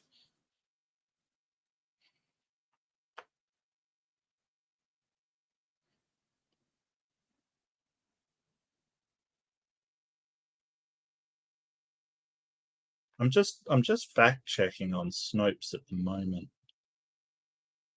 Yeah, why were there 40 babies at this music festival? Who brings their baby to a music festival? Well, so the thing is, it wasn't just an attack on a music festival. They really sort of ran amok throughout the settlements on the edge of the Gaza Strip. So, yeah, but you know, from what I can see, it is just sort of propaganda kind of thing. Getting a lot of questions about reports of beheading babies. During the tour, we didn't see any evidence of this, and the army spokesperson or commanders didn't mention any such incidents. During the tour, journalists were allowed to speak to hundreds of soldiers on site without the supervision of the army spokesperson team. Soldiers I spoke to didn't mention beheaded babies. That doesn't mean war crimes were not committed. The scene in Kfar Aza was horrific, with dozens of bodies of Israelis murdered in their homes. So yes, you know, we're not saying that it was a good thing. It's horrible, and you know, my heart goes out to all the people affected. But when you start doing this emotional trigger of people, you're charging it with this emotional language of, oh, babies murdered and decapitated, which is not true. It's just not true. Well, my question to Kent would be, I didn't believe you on the YouTube short about the Giants because it was so easily debunked. Why should I believe you on this claim? That's a good point. Yeah. And it seems to be it's sort of something that has pervaded, but doesn't seem to have a lot of backing behind it. Yeah, it just sounds like exaggeration. Yeah, so at the time of the run, we cannot confirm nor deny such deliberate beheadings occurred, but this guy's stating it like it is fact. And so, you know, I really wish they would at least acknowledge that, hey, this is rumor. It may have happened, I don't know, but at least I'm saying I don't know and not this definitely happened. Thank you so much, Robin. Gifted a membership. Thank you, Robin. Always welcome. And it hit Daryl Frost. Daryl, enjoy your emotes. And that is sus. Why is it always Daryl? It's always Daryl. Why is it always Daryl? Anyway, Daryl's the luckiest person alive. Broken bodies of naked women displayed and spat upon, dead soldiers celebrated over with jubilance. Hamas terrorists flooded through the bulldozed border and came in to kill, to steal. One grandmother was shot and her phone was taken to upload the picture of her body on her own Facebook page. That's how her family found out. The wickedness is chilling. We are devastated. We are heartbroken. The ancient Israelis fought the Amalekites. Yeah, so he's trying to say that the Amalekites are Hamas, and it is the most simplistic and stupid thing to say. Hamas is not Amalekites. And the Israeli government won't confirm any reports of these babies being beheaded. Yeah. Because it's probably just not true. And this is the thing, like in war and when there's violent actions taken, there always will be these rumors and propaganda and people saying different things. It's important not to spread them, and especially not to spread religious hatred rhetoric like, oh, Hamas are the ancient enemy kind of crap that he's currently doing. Yeah. What a horrible human being. You know, and does he have any sympathy for ordinary Palestinians being killed en masse? And that doesn't excuse what Hamas did, but let's be clear about this. Palestinians does not equal Hamas. That is not the case. And won Exodus 17, where we are today. But the Amalekites kept coming back and were continually warring against Israel, Who cares? much like Hamas, taking wives, children, and plunder. Pick on the weak. Yeah. Excuse me, the Israelites took wives, children, and plunder, sir. 1 Samuel 15. Yeah. They did it to other people. That was what it was like at the time. God instructed them to not leave anyone alive. Yep. Except for the young women who have not yet known a man. Well, So Samuel 15, God didn't want anybody left alive, like not even the babies. Oh yeah, yeah. Which tribe was that? I forget. Was that the Amalekites? I think it was.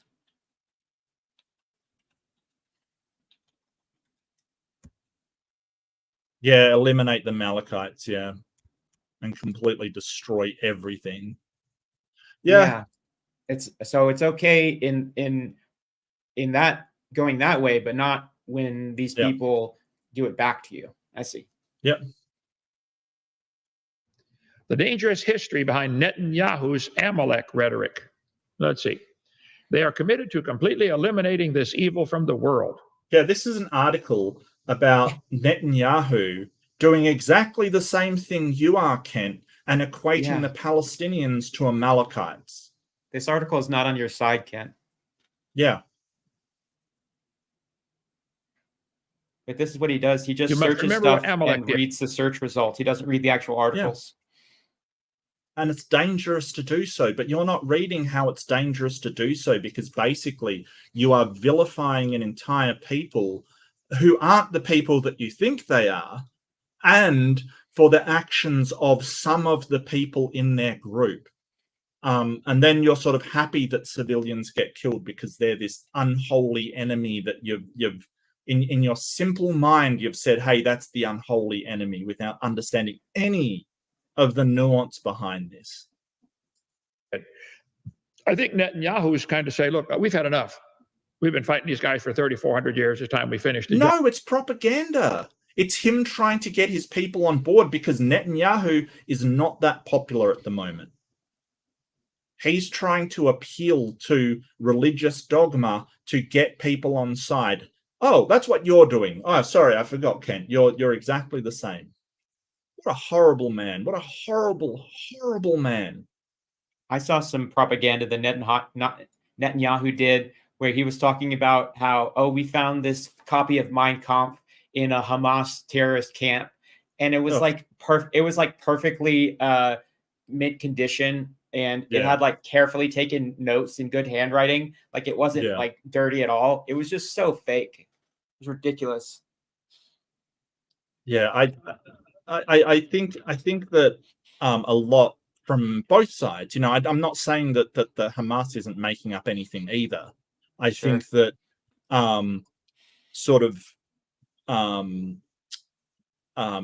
both sides are sort of putting out stuff, but this kind of appeals to religious rights can really bite you in the ass. It's very hard to invoke some ancient enemy and then keep people in check and under control. This will get out of control real fast if you're basically saying, hey, this is a holy war. Right. Things are going to get ridiculous.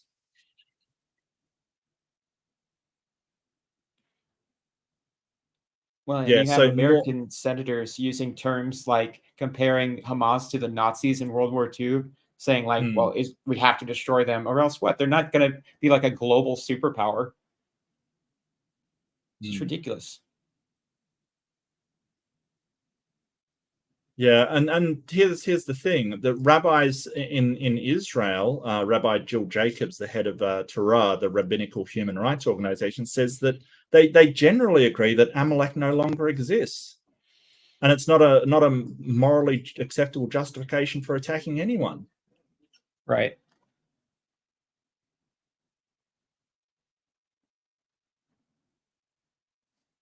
Even if they are Amalekites, it doesn't make it okay.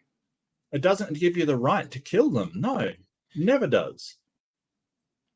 And you're right, Gigi, I totally agree. The people taking the damage are not Hamas. Yeah, it's civilians. And any war, civilians always come out worst. And so, I really feel for the civilians on both sides. I feel the civilians on the Israeli side. I feel for the civilians on the Palestinian side. But the Palestinians are getting it worse. They definitely are. That's indisputable. Yeah, it's an disproportionate response, clearly. I don't know what they're going to do. The Amalekites were a formidable tribe of nomads living in the area south of Canaan, between Mount Seir and Egyptian. Yeah, it's just going on and on and on. Sermon delivered by some Hamas minister of culture back 10, 15, or 12 years ago, 13 years ago. He said, "Whoever is killed by a Jew receives the reward of 2 martyrs." Oh, the Jews are the most despicable and contemptible nation to crawl upon the face of the earth because they have displayed hostility to Allah. Yeah, so this is the thing. Like, Israel said similar statements, like you just pointed out that Netanyahu said about the Hamas. So, I don't see how this is in any way. This is just appealing to emotion, just sort of saying, hey, they've said bad things. Yeah, both sides have said bad things. And prophesied what's going to happen. It's going to happen. Here's the goals of the Hamas. What do they want to do? Well, let's see. The Islamic resistance movement is a distinguished Palestinian movement whose allegiance is to Allah. It strives to raise the banner of Allah over every inch of Palestine. Yep, got to kill all the Jews. It doesn't say kill all the Jews, does it, Kent? You just added that in. It doesn't. Yeah. It doesn't say that. And Israel is a state, not a people. So so where do you get off just inserting that into it? And see, the thing is, I'm not a great fan of Hamas either. I think they do terrible, terrible things. But the people of Palestine have been at the brunt of a systemic apartheid state for so long now. And that does not justify anything that Hamas does, but they are in a position where they're basically being forced into the sea. It doesn't justify it, but it explains it. It explains their anger and why Hamas took the actions they did, but it's not acceptable. It's just, it's heartbreaking. So many people are suffering over this and the expansion of Israel. And it's such a horrible situation, and there seems to be no clear answer to how to solve it. But your answer is, oh, well, one side's evil and one side's good. Okay, Captain Simple. That is not the case. On the destruction of Israel, they said in their article, in the preamble, Israel will exist and will continue to exist until Islam will obliterate it. Yeah. He's probably going to believe it.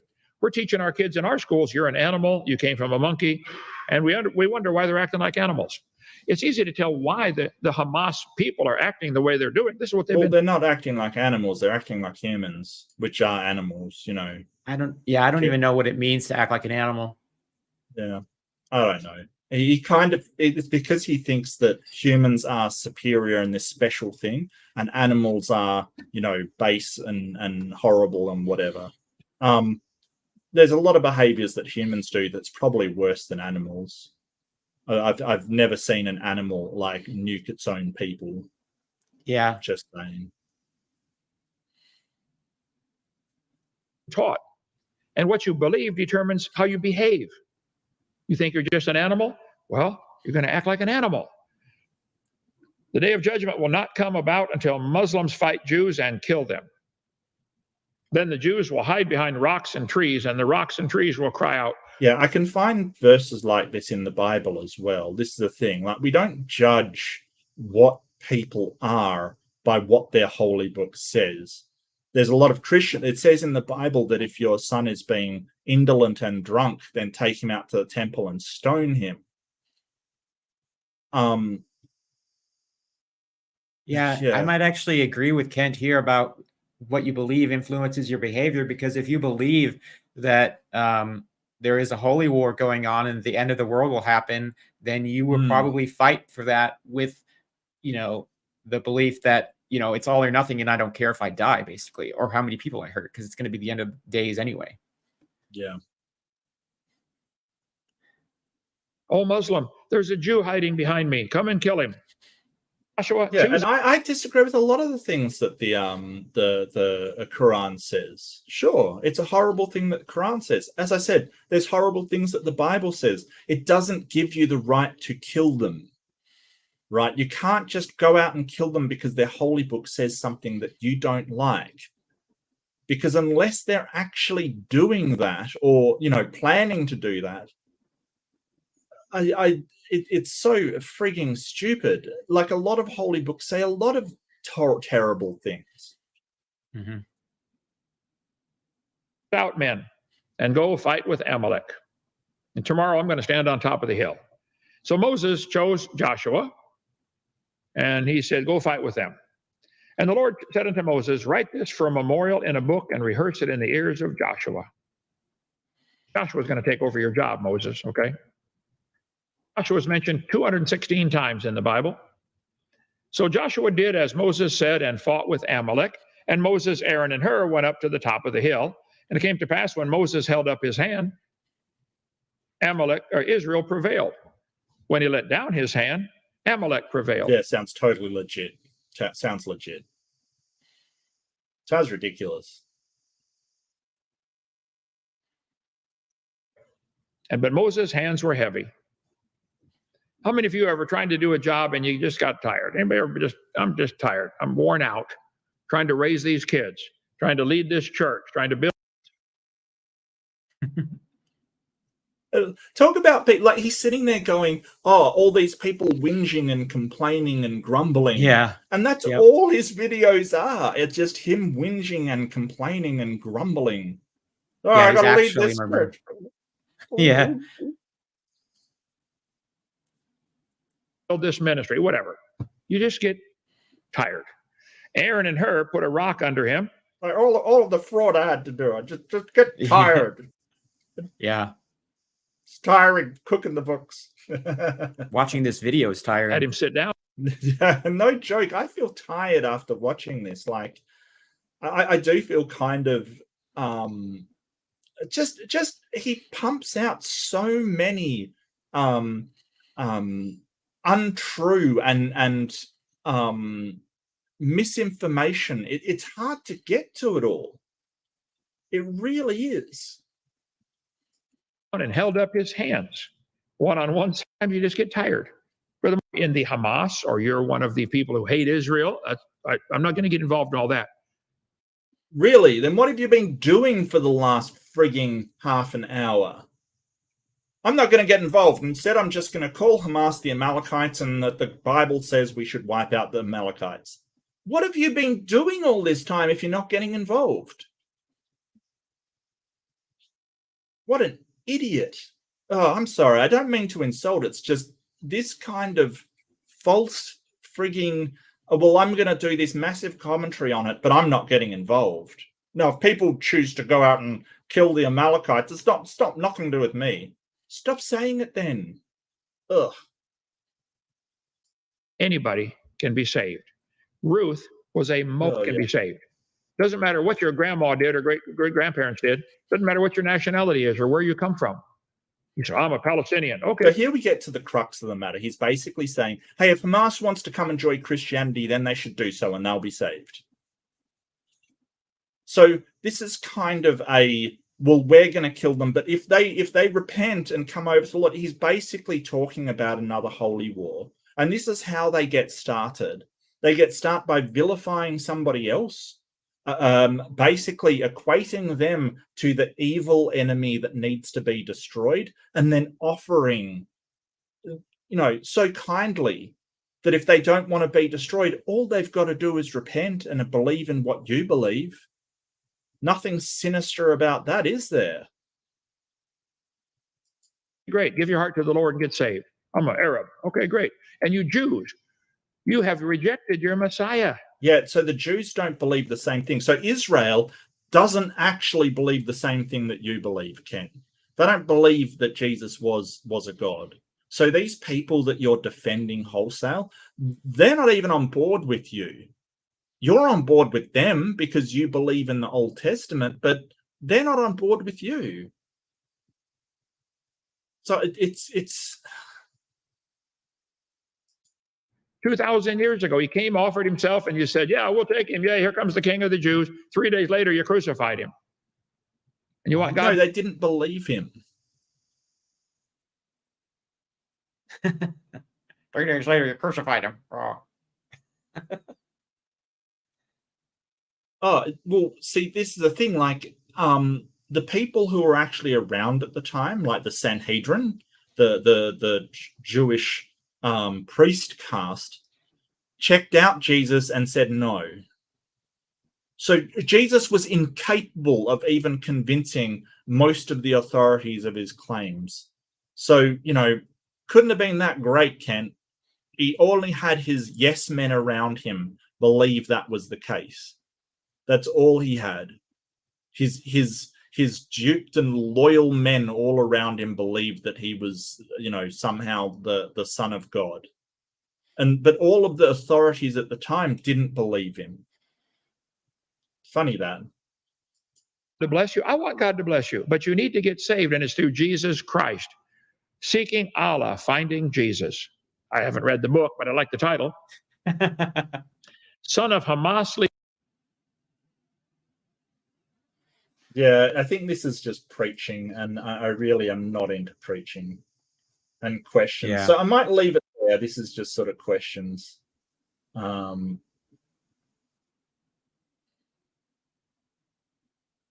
Yeah, he's just preaching and questions. So that's Kent's sort of semi-racist or semi-bigoted anti-Palestine rant. But I had to include it, and I had to do something because that whole thing about giants is just so debunked. It's so it's been so knocked down that I can't believe that anybody is using that argument that the Smithsonian is destroying skeletons. It is the most you would have to be the most ignorant person on the planet in order to still maintain that was a thing. Seriously. I mean, it's so easily debunked, but, you know, Yeah. he's set in his ways on what he believes, and he's not going to be told otherwise, I guess. Well, you know, if you aren't going to pay attention to reality and you just live in your own head, then yeah, something won't convince you. But it's kind of hilarious that you actually think that's the case. I guess the problem is he's trying to convince other people that it's the case as well. And I hear these arguments repeated. People think he's got good arguments.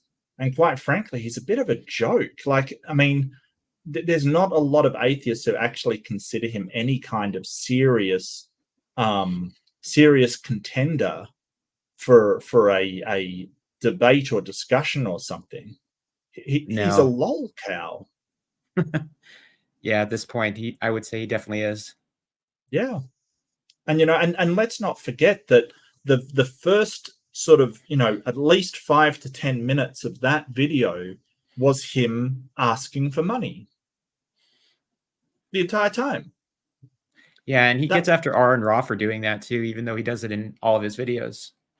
And he does it way worse. I mean, Aaron, I don't think he really does that much. He kind of says, hey, this is what, you know, I've got going on, and this is, you know, you can do this and you can buy this if you want to support me. But he doesn't do it the way that Kent does, which is buy my DVD, go out and get this, and then give it to all the people you know and tell them to buy a copy as well. It is grifting on another scale, like really.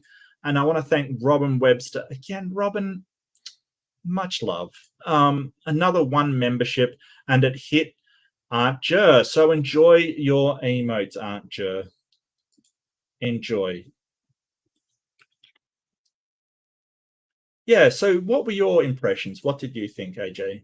What would you say? Well, I think that Kent, at one point in the video, he seemed to imply that he doesn't think that any Arabs should have been born, as if it's a bad thing that any Arabs have been born. I think he has a really, it's kind of an offensive viewpoint, that just thinking that because this one person had a child and that led to this tribe being born, then they made a mistake because, you know, as if they could have predicted that. And this whole tribe is just bad. It's a really reductive view of history and just geopolitics in general. And it just seems like it's the same way that he does an us versus them dichotomy of evolutionists and creationists, you know, acting like there are no Christians that accept evolution. And, you know, he just wants to make everything a black and white simplistic issue where his side is the good side and then the other people are the bad side. So it's just overly reductive. And plus, if two people did have a baby and that was the like sort of the only Amalekite surviving, then the next generation would be half Amalekite, the next quarter, the next eighth. You know, like you would have to say at that point that they're not even Amalekite anymore. They're not even, you know, and this is my point, that through the Babylonians coming in, the Persians coming in, the Byzantian coming in, the Ottoman Empire coming in, like to say that there is any peoples there who is directly analogous to one of these tribes is ludicrous. It's ridiculous. So no, Israel is not fighting the Amalekites under Hamas. That is a nonsensical statement, but also incredibly ignorant. And, you know, I guess ignorant is Kent's middle name. So I'll wrap up there. I want to thank all of my channel members as well. Thank you so much, everybody. It was such a long list this month. Like, seriously, it was like 70-something people, which is probably mostly, you know, gifted memberships. But thank you, everybody, for gifting memberships and taking memberships. And I'll do some more emotes when I get the time. But my artistic talent is very limited, so I apologize to everybody. I really want to make them okay. But thank you. And don't forget to like and share and subscribe and ring the bell if you do want to get more. I'll do some more of these. I want to do a few of these on street preachers that I've seen, because they are like the worst, the very worst fundamentalists. Yeah, and there's one I have in mind that I want to pick on. Maybe I'll do some Ray Comfort. Maybe I'll do some Ken Ham. Ken Ham's always good for a laugh. He's always good. But thank you for joining me, AJ. I'm so glad that you caught me and demanded to be on my... you didn't demand, you asked. I'm really joking. Please don't take that as AJ demanding anything off me. I'm just joking. Demanded to be on my stream. Well, very happy to have you. I thought it was going to be like an open mic thing and there would be other people, but yeah, I just read the description of the video, but no, I'm happy to come on because we haven't done a video in a while and we'll have to get Grayson on next time. Oh yeah, sure. Yeah, I haven't, to be honest with you, I only sort of thought up doing this the other day and put it together last night. So I've been sort of, I've been a bit busy and I just sort of threw it together. So I really didn't think about open mic or anything, to be perfectly honest with you. It hasn't, you know me. I don't know what I'm doing, AJ. We've established this multiple times already. I've got no idea what I'm doing. So I just threw it together. As you know, I've got to talk about this absolute travesty of a video that this guy put out. But you do have a debate coming up against him, which I'm going to be very interested in seeing, and see whether he can refrain from being a complete arse, or whether, you know, the Hovind huckster is gonna do his usual shtick of personal attacks and silliness in a debate. I suspect that it's going to come to that at one point, but you know, I'll be prepared for it.